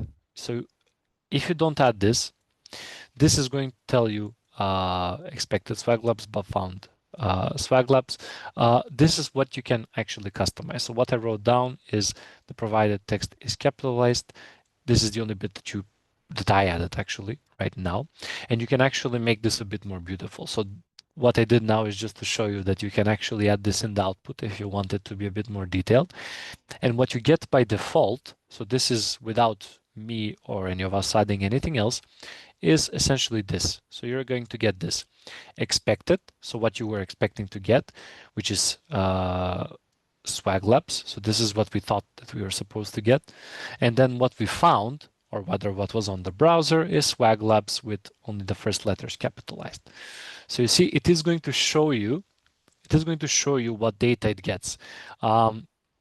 This is very useful because sometimes when you're writing these tests, you're going to run into issues where you might have, let's say, a very long message that you need to compare. It might be like, let's say, 15 separate words in a sentence. And what you can do is if you don't want to try and find it, or you're having a hard time accessing it through the web, or maybe you're not copying it well enough, you can actually run the test. You can just write anything inside or leave an empty string in the expected. And once you run the test, Selenium, or rather TestEngine, will provide you with the entire text, and you can just copy it from here and then add it inside your solution. So that's just a little tip I would suggest. I usually do this when I want to get page titles, because sometimes the page titles can have many dashes, new lines, so on and so forth. So I just run the test, get the title from inside the error result, and then compare it to what I'm sending.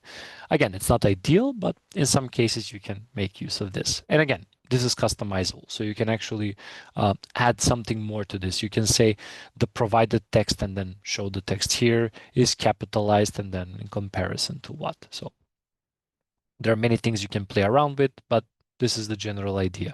So when you assert, if it's incorrect, it will show you this text. It will give you what the issue is. And if it works, you're just going to see a passing test. Okay. Do we have any questions so far?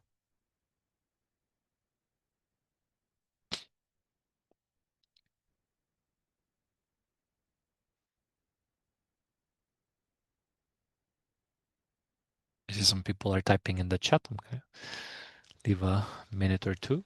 And if there's nothing more than that, I see being wrote, what is the general practice for this? We don't provide the additional text.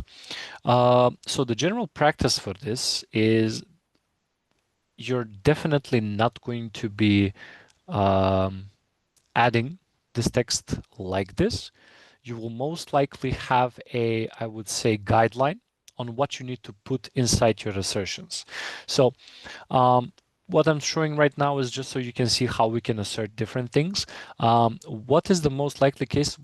At least what I had on my last two projects, we had a template.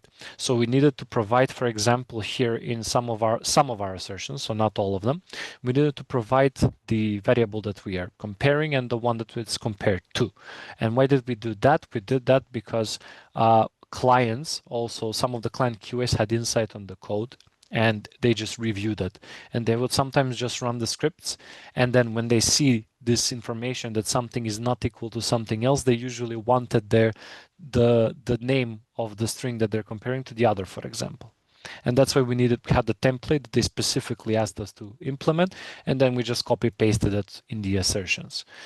This was for some assertions, so it was not like we assert everything and we write text inside. That is one. And the other practice is often you're just going to use this for debugging. So when you're writing the code, you will very often only use this for yourself. Again, if a client wants you, like they did for us, to have it so they can run the tests, that's up to them. But in your case, I think most often you're just going to use it to debug, and that's all. So See, Francesco wrote all good, just need a bit to memorize the syntax. Yeah, I know it's a lot of information for a first time in code, but I promise if you're exercising this regularly, it becomes a bit repetitive and very simple over time. So you'll see it just takes a bit time to get used. No worries, Binu. Okay. I think we're just in time for another break. So yeah, Rai, you can take it away and see you guys in the next section. Okay, everyone, welcome back from the break, and let's dive right into the last session for today. I'm going to share my screen right now. Okay, so what we did in the previous session was we did a sort of end-to-end flow, let's call it, for the login. We saw how we can do an assertion using an element. So we saw the get text option, how we can make use of it and then compare whatever data we have with whatever is presented. And while that is all, let's say, simple enough, there are other ways in which we can assert something. Now, in this last session, I want to show you all an additional method that, again, is very practical, is very useful, and I would say is one of the most used one aside from the one that we tackled right now. And for that, let's go back to the Swag Labs webpage and see what we can do. So I think I'll probably need to back to product. Let's see if I need to refresh it. No. Okay. So what we want to do now, as we talked in the end-to-end test, we are on the page, we're logged in, and we want to select an item and see whether everything with it on the content side is as expected. So because we already made a comparison with the get text, and in the interest of time, we're not going to do all the possible assertions, we're just going to do one. And the one thing that I want us to do now is to assert using the URL, so using the URL displayed and making sure it's unique for the item. So what we need to do to make our, let's say, test or enrich our test is we need to select the item. So for example, this Sauce Labs backpack. And then once we select it, we want to see the URL and assert that it is correct. So now let's go and hover over the link. Now, what can we notice here? This class, so this one that I want to access, has a name inventory item name, right? We can see it here. So if I copy this and then open the control find option here, and I write inventory item name, you see we have 6 items. So this one is also inventory item. We have another inventory item here. We have another inventory item here. We have another one here. So we have this vast amount of, let's say, inventory item classes, or it's rather used widely across the solution. So can somebody suggest what would be an alternative so that we can find this specific item from the list? So what do you think is the best solution at this moment? Because if I write the class, we can actually do that and see what happens later. So if you're interested with that as well. But for the time being, what would be the issue if I enter the class name and say write inventory item name? What do you think is the better approach? Because we don't have an ID, so we can't use the ID. We don't have a name, obviously. So what do you think we can do for this element right here? So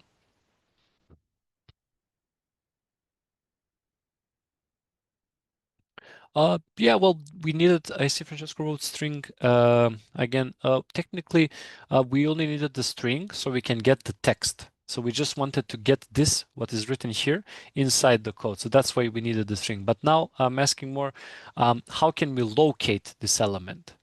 I see we wrote doc. Okay.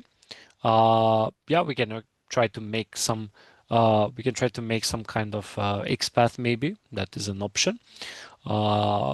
However, I think we have a better way to do it than XPath.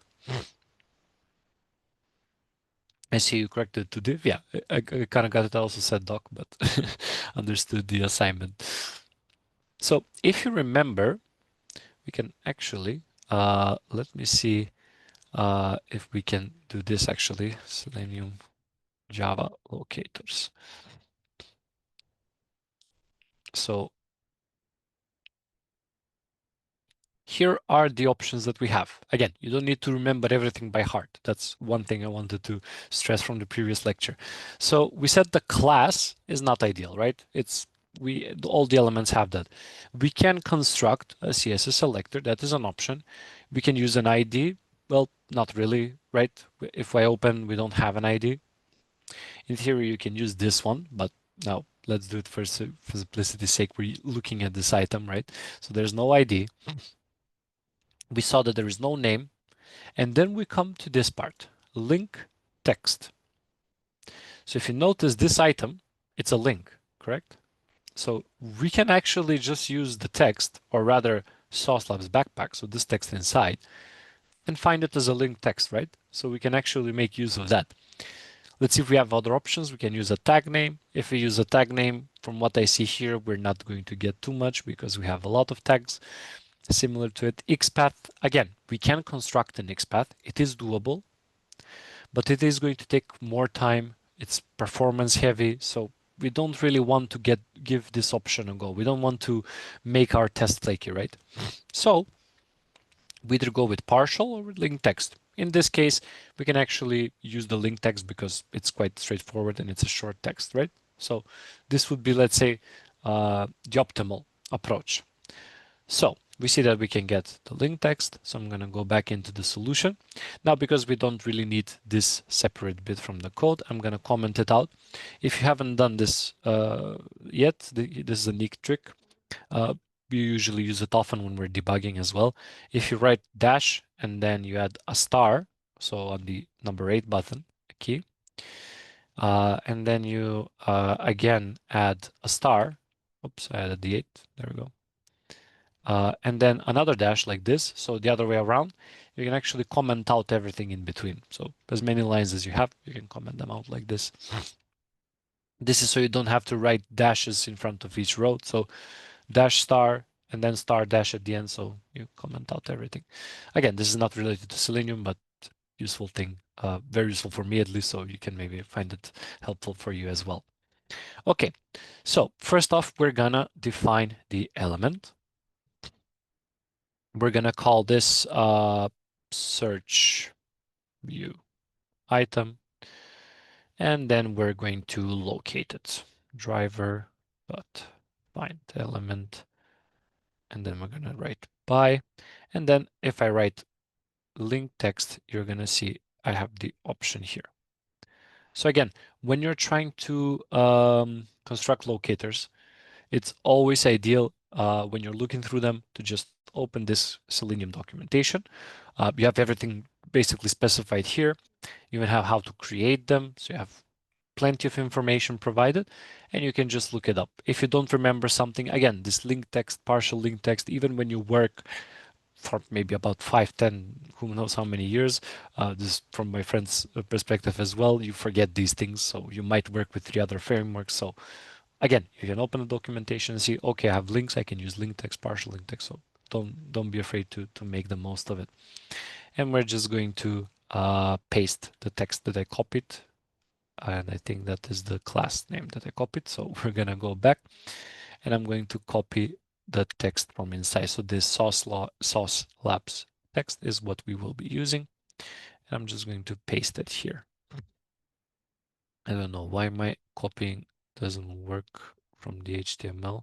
So I'm just gonna see if I can do it like this. There we go. I'm gonna copy it from here.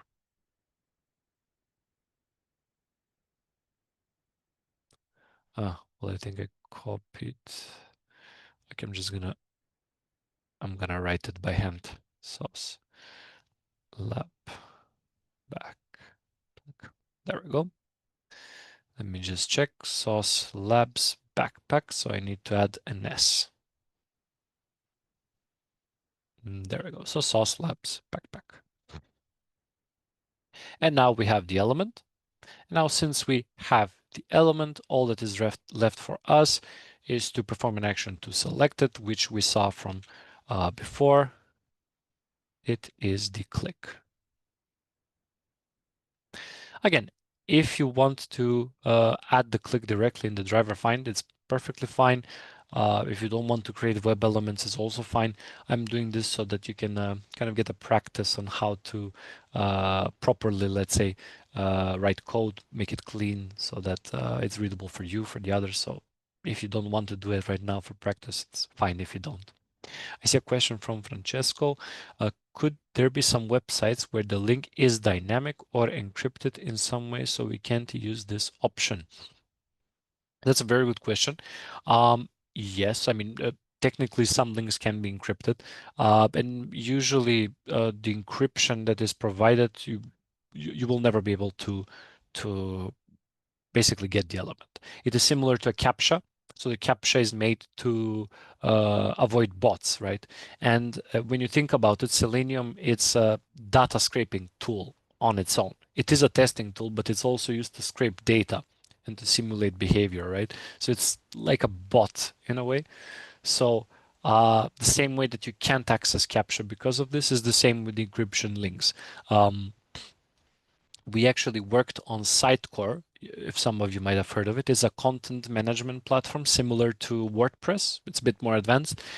And when we were trying to automate some things related to the content management part, they actually had encrypted links that were tied to parts from the software inside.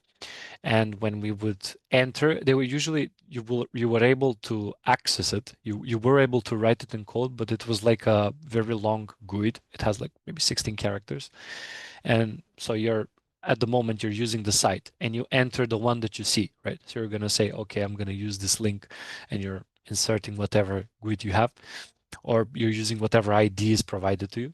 And then when you run the test, it's a different ID. And when you run it again, it's a completely different. So it randomizes each time, and you can't really catch the ID, the class, the link, nothing. So when it's encrypted, you will 99% of time not be able to access anything. It will always be different. It will, or it will just restrict you. So that's the other option. So you're either restricted or everything changes and your test fails. So I hope that answers that bit of the question. All right. So now I'm going to click the item. And now when we click the item, we need to add some kind of assertion. So let's click the item here to see what happens. Well, it logs me out because I was idle for a bit more. So I'm going to just log in briefly. Okay, so now I'm on the page. Now you can assert, as I mentioned, you can use multiple assertions. So you can say if the image is displayed, right? You can check if the source exists. So this I usually prefer to do with API testing. So it's not something that I would do like this. But again, you want to make sure something is displayed. And then what we can do now is, as I mentioned, one of the more frequently used assertions is the URL. So if you notice, if I go back to the page, you only have inventory. If I move to the page here, you have inventory.html ID number 4, right? So you have something unique about this URL that differs from the main one. And that is immediately something that you can use to your advantage for testing. Now, because this is Sauce demo, so I had some trouble asserting some of the items here. I am going to copy part of the URL that works. So this is just for demonstration purposes. If I were to test this realistically, I would copy the ID equals 4 because this is probably the most unique item here. Because if you click on the bike, you see the ID is 0 here. So the most unique item for this URL, if I compare it to other items, I can even open the Flea jacket, is the URL's ID, right? Sometimes it can't, Swag Labs might have some issues. So for the time being, we're going to try first with the ID. If it doesn't work, it's going to work with inventory item, but this is just a page specific thing. When you work on real project, this is not going to be an issue. So whatever you insert is going to compare it with that. So now I'm going to copy this ID because again, it is what is the most unique. And I'm going to add it into the code. Again, you can assert with whatever you like. You can say if the image is displayed, if you see the remove button, if you see the content. So you can do all these things. for the purpose of time and the demonstration, I'm just gonna use that single part for the URL. Now, how can we actually compare the URL? It's quite straightforward. There's not too many extra steps actually. So what we need to do here is we need to define the URL. So because right now we only have one URL reference, right? We only get the page. And if we want to compare the current URL where we are at, we will need to take the URLs, the URL that we are currently on. And to do that is very simple. You can create a string. You don't have to create the string. Again, this is I would say my personal preference of working, and I'm going to call it current URL. I've named current URLs a million times, so this this is like a practice. You might also do this quite often. And then I'm going to assign it a value, which is a string value, which is used from the driver library. And this is going to be driver dot and then get current URL. So you can see it in the options when you write get current URL, and you're going to select that option. So what this does is for the specific method, because if you do this, if you try to run this here outside the method, so separately without doing the test, you're just going to get the source demo URL that we had here. So this. So if you're not in a method, you're just going to get the URL where you're not within the method. But because in our current method, what is happening is we are going to the base URL, right? We need to run it. And when we do that, we actually move from the login page to the items page to the search result page. And then from the search result page, we go to the item page, to the one with ID 4, right? So this is a third page. And this URL is completely different from the primary one. So if you do this inside your method, so inside where you are at the moment, what is going to happen is the item is going to take this URL where you are currently at. So when you reach this phase, it's going to take this and it's going to get this entire URL. So it's going to take everything from here. Okay? And once you do that, you have the entire URL. And what you need to do now is simply assert. So what I'm just going to do is I'm going to, again, write assert. And now in this case, we want to check if the URL is correct. To check if it's correct, the best way to do it is to see whether the URL contains a unique character. If it does, there's definitely a match for the page that we want to use. So you can say assert, and I think it was true. Yeah, it's true. And we're gonna say assert true. There we go. And we're going to write inside. So again, we're going to write current URL, and then we're going to dot contains. And then there we go. So before I write anything inside, so what we wrote now is, I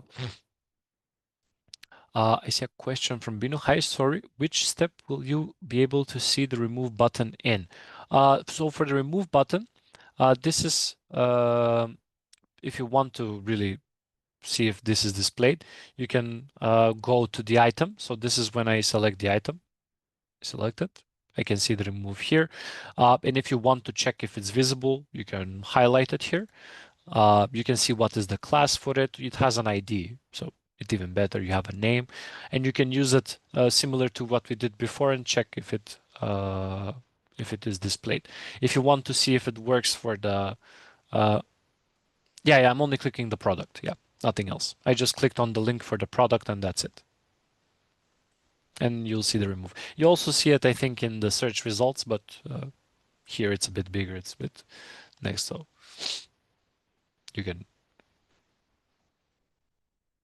Aha, when you click it, it's only add to cart.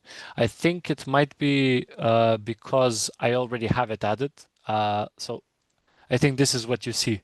So I was playing around a bit with the page for some other tests, but yeah, if you're first time on the item, it will say add to cart, and if you already had it added, it's just remove. Yeah, you can also play around with this and try to test if it changes to remove when you add to cart. in the free time. So this is also an option.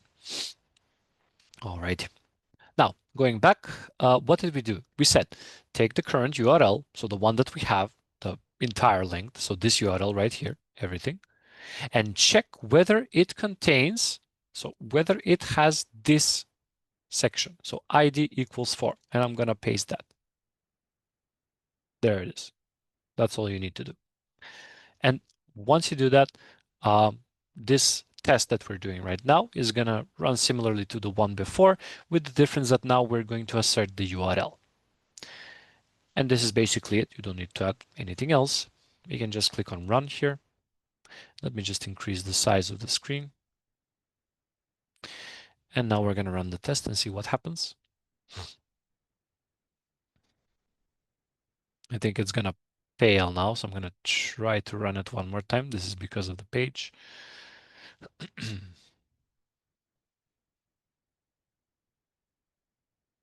Yeah, let me then try. Again, this is a sauce demo issue, so I'm going to try to use a different name here. So we're going to use the inventory item. Again, previously it was only inventory. This is inventory item. It could work with this. Again, you don't need to confuse too much about this. This is in regards to this issue is with the page source demo. It's a testing page, so this issue can occur. So we're just gonna write here inventory item. There we go. And I'm just gonna hit run right now. And let's see if this works.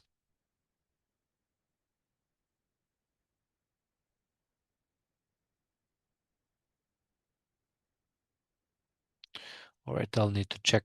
I think it's up to the Google issue that appears, but I see a question in the meantime. So we just use the last bit of the URL for the time and readability, or there are cases where it is preferred to use the whole link.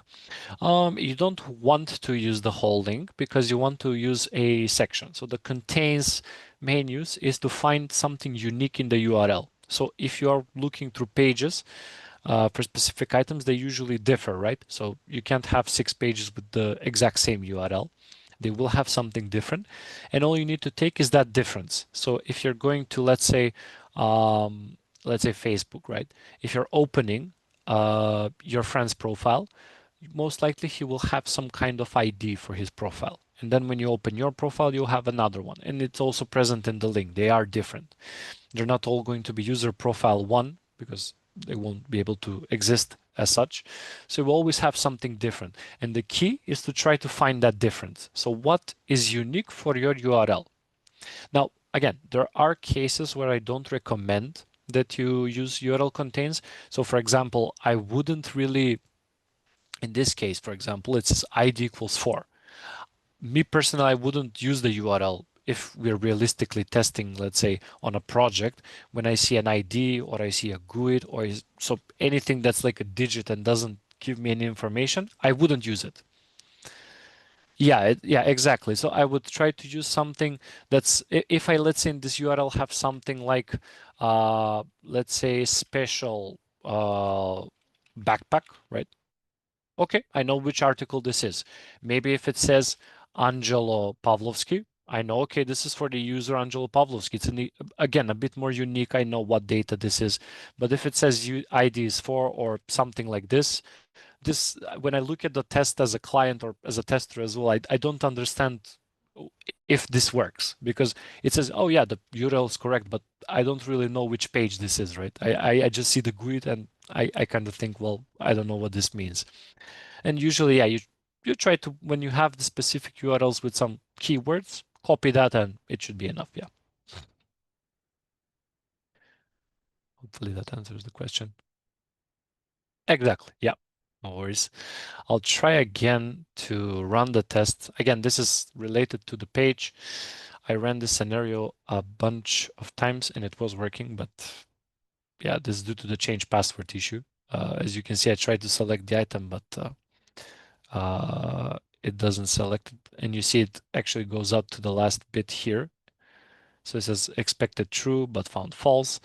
Again, this is because we are not able to run this, but I'll see one more time. If not, I can. No, it's not going to pass. All right. The idea is this is the way that you're going to try and assert these items. If by any chance we hopefully get at least one pass for this by the end of the lecture, this is the way that you can get bits of URLs and then just basically see if everything is working in accordance to that. Do you have any questions so far?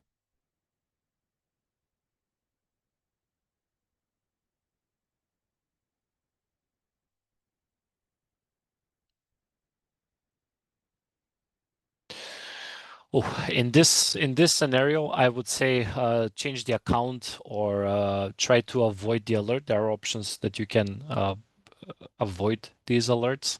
I don't want to use too much of the time to go through that because I think it's a bit more, let's say, a bit more information and detail, and I don't think it's ideal for the time being. Uh, we rarely get this issue when you're working on other environments. You might get a little pop-up that says to save the password, but that one usually never really makes any issues. I think this is very specific to these testing sites. You might see it also on example.com, so that's the drawback for them. But yeah, I usually never implement workarounds for these, so I don't get them that frequently. But if you want, you can just avoid the alerts, and that's that. All right. If not, I have one more thing that I want to showcase, which I think it's also very useful. So I'm just going to comment out, I'm going to do this, and we're going to comment out the section here. All right. So the last thing that I want to show, it's very useful, and again, very much used, especially in UI testing, is how to work with drop downs. So if you noticed, when we were on the Swag Labs products page, which I'm again logged out of, so there is this drop down here, which is for the sort, right? For the filter. So is it A to Z, Z to A, low to high, with the default being A to Z. And this is very handy because when you're writing automation tests, most often you're going to be testing these drop downs and the values within them and everything with these UI tests, because again, it's not only important that the correct data is sent for this, but also that what you see here and interact with, it makes sense. So you don't want this to be too narrow, you don't want it to be too wide, you don't want some items to be shown as in built-in HTML. So it's very important to test these features. And there is a separate class that you can use for them in Selenium. So what you need to do to be able to test these is, first of all, before I write any code, you need to go up into the import section here. And I'm going to send what you need to add. And we are going to add the, let me just find it, the select WebDriver where by UI select. Here it is. So we're going to need this import right here. I'm going to send it in the chat right now. So you can add it to your class as well, to your VM actually. So here it is in the live chat. You can use it and you can add it inside. And what this does, this is a selector class that provides us the ability to play with the options of a dropdown. So any dropdown that you can think of, you can handle it with this select class. So we're going to continue within our login test. So the first thing that you need to do is you need to find the locator for the selector. So that's why, again, we're just going to create a web element. We're going to call this one sort by drop down. What we usually do is we just do sort by DD by when we're writing them on projects. I'm going to put this like this so that we have more clarity. And then we're going to find the element, and then we need to find it by something. So let's see what we can find the element by. So it's quite straightforward. You just need to select the dropdown. And when you hover and select these dropdowns, it's this line that you're looking for. So sometimes there might be a situation where this is wrapped. You see this is wrapped inside this span, and then you have the select. When you're looking for these dropdowns, always make sure to find the locator using this select line. If you use this one, it's not going to work because this select class uses these options within the specific select HTML element. So if you by accident, let's say, go and select the active option for the span that's displayed here and use that as your drop-down locator, it's not going to work. It's going to throw an exception. So that's something to keep in mind. Now, this is the drop-down. And what we see now, we have the data test and we have a class. So let's check if the class is unique, product sort container. If I copy paste the name inside here, we see that there's only one off, meaning we can use the class name, which is fantastic because we don't need to drop any CSS selectors. So immediately I'm just going to press here class name. And I'm just going to, let me just zoom in on this part right now. And we're gonna, why doesn't it? There we go. And we're just going to paste the product sort container class name and add the dots. I think I forgot a bracket. Yeah, I did. Actually, I forgot to add a semicolon. There we go. Okay, so we have the sort drop down. So what do we need now? Now we need to create a select type variable. So from the select class. And what we're going to do for that is simply this. We write select. So this is the name, the class. And we're going to call this select. We usually just do select because you'll see the options are a bit more intuitive when you do it like this. And then what we're going to do is assign this a value. So it's going to be new select. Again, this is the class. We're not doing anything too much in depth. So it's just a straightforward object from the select class that gets some kind of value. And the important thing here for the value, oops, I added a semicolon again inside. The important thing for the value here is you want it to be the sort dropdown. There we go. So the value assigned to the selector here is the dropdown. Why? Instead of having to go to the page and do, okay, select the locator and then write dot click and then needing to scroll through the items and then add them statically. So basically just write them line by line. For example, you're going to the page, right? And then you click on this and now you try to hover it, right? And then you go and define a variable for option value. So you define a locator for this option and then you select that option. It's a lot of work. It's a lot of, I would say, redundant code because you're defining one locator, then you're defining another one after you click this one. It's very dependable on the actions before it. And to make life easier for all testers, this selector class was created. And how can you use it, or how can you rather select an element from it? It's quite straightforward once you've written this down. So all you need to do is click enter. So let me just continue on where we left off. And I think I got the correct naming right. So we're going to see that. So you write select. And then when you click dot, you will have all the options that you have for the selector. You can deselect it. You can deselect something that's already present. You can see equals. We have a wide range of options. And the one that we want to use right now is to select by, and we're going to use the visible text. So this one is the, let's say, the most straightforward option that you can get. You can also get it by value. We're going to see that as well. And I think the text here was name, and then we would probably have Z to A, I think. I think this was right. I'm going to double check it. So this is basically the text in the dropdown that you see. You can also do it by value. We can check it by value as well. But this is essentially what we need. So now I'm just going to escape and make sure that this is what we actually want to see. So it's Z to A, perfect. And if I look here, name Z to A. And you see we have the values as well. So I'm going to also show you the values after this one. And basically, once you've done that, you're ready to go. And we can run the test and see if we are able to select the dropdown to show us this result instead of the one that it currently has. So I'm just going to scroll up a bit. And you might notice this will happen very fast. Maybe you will have a hard time seeing whether it works. And I have one more thing to show you in addition to this to see that happening. So I see another failure. So let me see what is the failure. This should work. And maybe I've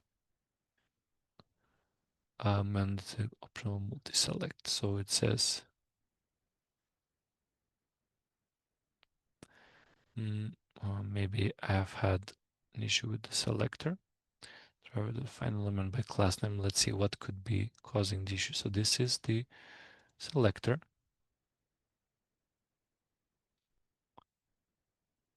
Yes, this is the one that we want to use.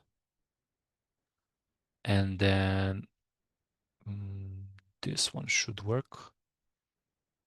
So it's you may only you may only deselect. So I probably deselected the value. Yeah, of course. Okay, so this is a a standard mistake when you're working with too many options. So what we needed to use here is select, and then well, actually, let's do it like this.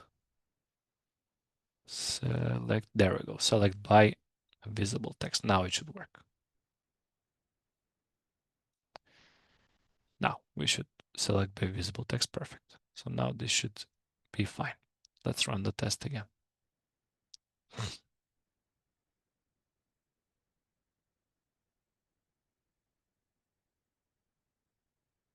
So now if we run the program, you see that it also changed. Now it passes. We're going to see the pass screen here. And now, in most scenarios, because the tests are run in headful mode or headless, depending on it, but they're quite fast, this is the last bit of additional info that I would like to share with you. One thing that you can do in Java is you can, if you want to see that this actually works, and we're going to see it with a different value here, we can actually do thread.sleep. We're going to add 5 seconds, maybe it's enough for now. This is in milliseconds. Keep in mind, when you're using thread sleep, always erase it after you're done. So why I'm writing it right now, this is just so you can see how this, let's say, sort dropdown changes the values and looks like. So I'm just trying to demonstrate this, but when you're working on test scripts, avoid using thread sleep unless you're trying to see something like this to see if it's behaving correctly or something. But of course, we already mentioned this. This should be avoided when testing. The only thing that you need to remember for this thread sleep here, if you want to use it, one thing you need to do is you need to throw an interrupt. I think it was interrupted exception. So you need to add a throws interrupted exception before the class, before the method, sorry. And one other thing, once you add this throws interrupted exception, you need to add this Java time duration. So you need to add this import. That's, I believe that's more or less everything you would need for this. And then I can just copy if you want to use this as well. You will have it in the live chat as well. Again, you don't really need to use this. And as I mentioned, I don't really recommend thread sleep. It's only for these purposes where you can see what's happening or just to debug some things, but never leave it in the tests. So if your test is ready and done, immediately erase it, comment it out, anything just for it not to be there. And if I run the test again,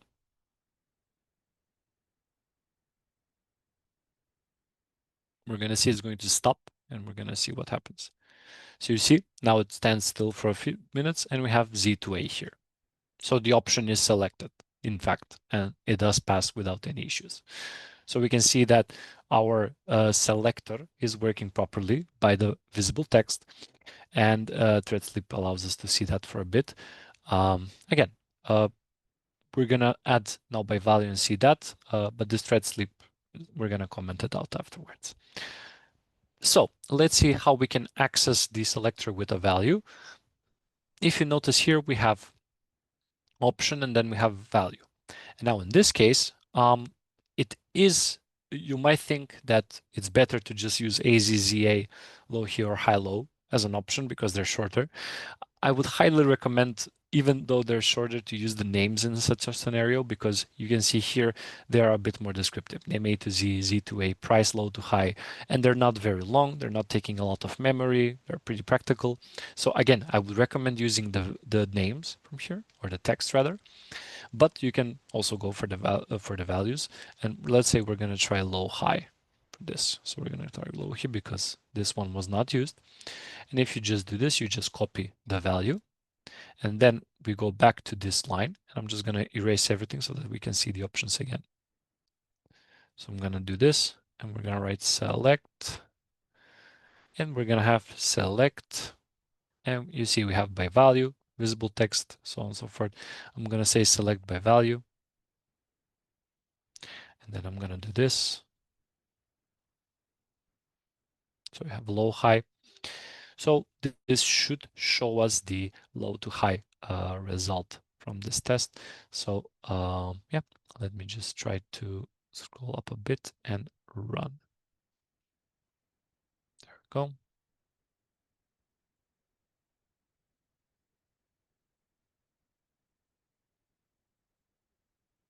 You see, it says low to high. So it also sorted them and it displays them by the value that we assigned it. So I'm just going to erase this now because thread sleep should not be used.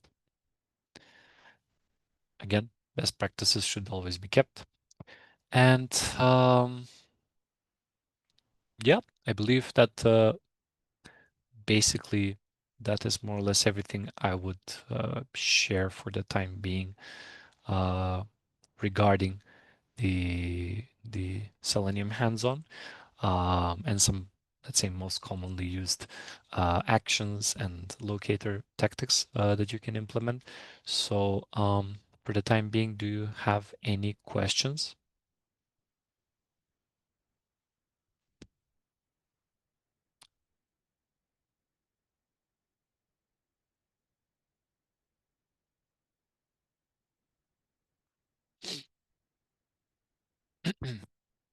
Okay, I don't see any questions in the live chat. All right. Then I'm just gonna wrap it up in terms of content, and then I have one more thing that I want to show you all. Basically, today we went through some exercises. We did, let's say, a part of an end-to-end flow where we tried to test how a person logins to a page.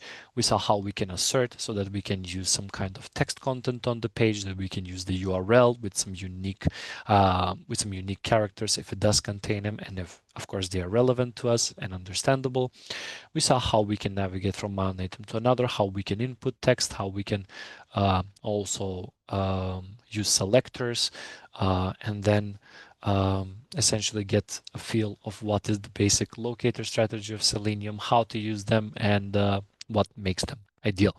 I would say, as a final thought before we move, that although UI testing is very important and should be practiced as automated testing, if you remember the testing pyramid, the UI Selenium tests specifically should be the least in your entire project. Why is that? We mentioned from the pyramid that the most tests and the highest coverage will be unit tests, which are done by developers. So those tests are fast, execute everything they need to do, are modular based, and should be as much as possible. It also means that testing is done as early as possible. Integration should be secondary, so they should have some scenarios less than the unit tests, but again, still a good amount. And then when you come to the end-to-end tests, or the tests that we basically do with Selenium as well, you should aim to have as little as possible because these tests take a lot of time. They usually need to be executed a bit more than the unit test. The unit tests could maybe 30 unit tests could finish before one end-to-end test for Selenium finishes sometimes. So they're a lot more efficient, faster, and execute quicker than Selenium itself. And you should make sure to keep it as little as possible. So when I say by little, I don't mean that there will be 3 scenarios, but it should be a lot less than the unit and integration tests because, again, these are slower, they are valid, they are useful, but again, they should be kept in check. All right. If there are no other questions, I will share something on my browser. So I'm just gonna do this briefly. Let's open Eclipse here, and in the meantime, I'm going to open my other browser. So let me just bring it here. Okay, I hope you can see the browser. So what I've prepared for all of you. So I have this repository on GitHub.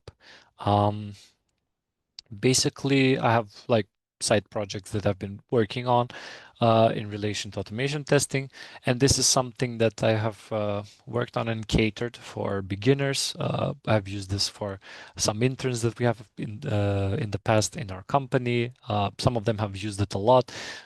It's been very helpful, so that's why I decided to present it to all of you as well. So if you remember in one of our lessons, we talked about the page object model framework, which is basically a better way of structuring automation tests on projects.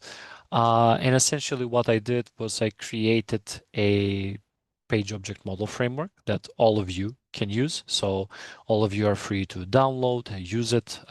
So you can do it anyway. I provided a README file for that as well. And you can play around with the solution. So you can write your own tests. You can break it if you want. You can publish it to your own repository. You can use it as a project for your resume if you want to work a bit on it. So implement more tests. So at the time, I think it only has about 2 tests that I added, maybe less, maybe 1.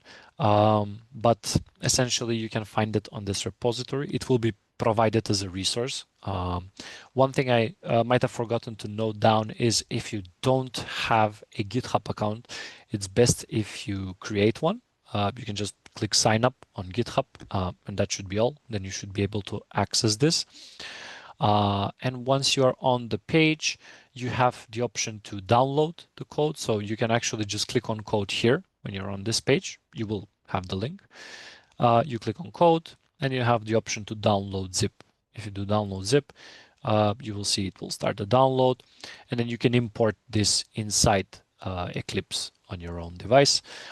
And if you want to be, let's say, if you wanted to make it a bit more interesting, if you wanted to be more adventurous, I highly recommend you go to Git. This is a version control system that I mentioned in one of our other lessons. You can download it and you can use this to clone the repository. Again, you click on code, you have this link, and this is what you use to clone it.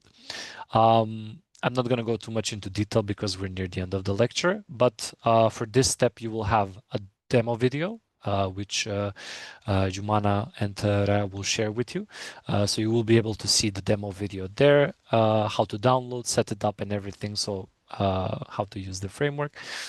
And then for the framework itself, I'm just going to show you briefly what you can see inside it. Again, you also have for the framework, for it itself, you have the demo, which explains everything in detail as well. I'm just going to try to skim through it a bit. So it's this one, Selenium POM template. You might have it renamed because this is an older version on my end. You will see plenty of files. You will see a POM, a page object model XML file here, the POM XML. This is what we saw in today's lecture as well. You will see some dependencies that I have installed. You will see this XML file where you can run the tests inside. So you can actually just right click and run as test ng if you want to do that. And then you'll find the main items that you'll be using in the main, the resources, and the test. You also have some test output here and some target SRC here. You'll see. These you don't really need right now. They are if you want to generate fancy reports. So you can play around with them if you want. I highly encourage that, but for the time being, for practice, you don't need them. And then what you have in the main is you have some main classes. You have a base page, you have a driver factory, the login page. So you will see enormous amounts of data that are following the page object model, meaning we have the pages here. So the login page has the locators for the items on the page. It has the methods that it uses for that page, custom methods, I would say. That's the practice for this page object model. And very important, we have a config reader, which is a class that reads information from a specific property file. You don't need to get too much into detail the time being for this. This is a bit more advanced, but you can find the config in resources here. And here you can add whatever you want. You can, so I have explicit, implicit weights as some credentials. You can add whatever variables you need. If you want, you can say shopping item and then say large swag backpack. So the one that we were selecting earlier, you can add that as a data here. You can add anything. And then you have in the test file here some tests. So we have the login page tests. These are essentially the scripts. So we have one test for a valid login, invalid test for an invalid login. And then you will see I have a lot of refactoring done in this test. It looks a bit advanced, but I did it on purpose so that when you see this, you might want to read a bit more why these things are done, how are they implemented. And if you say, okay, I just want to write my test from scratch as simple as possible, all you have to do, just right click, new, create a Java instance here, create some classes, and you can perfectly fine do the tests like we were doing them in the lesson. So just without any special variables or methods, just write them however you wish. And again, uh, you can use it however you want. This is all for you. You can download it. You can get it on your local machines. You can use it for projects. So this isn't something that you need to ask for permission or anything. So feel free to make the most of it. Practice as much as you want. Use it for your resume, change it up, upload it to your repository. And yeah, hopefully it's useful for you as it has been for some others. Again, you will have two demo videos how to install it, how to also how it works and how to install it. And also one other thing, if you get confused and you find the demo confusing, I also have a README. The MD is the same README, it's a different format. You can open the readme.txt and it has this, in hindsight, very detailed explanation on what you need to do in order to set up and to understand the structure. So if you don't find the demo or the explanation now helpful, you can use the README. Worst case scenario, you might have a hard time with that. You can also message me and we can see what's happening with the solution. Yeah, and I think that will be all from my side for now. So I will just say thank you for the attention. And if you have any questions, go for it.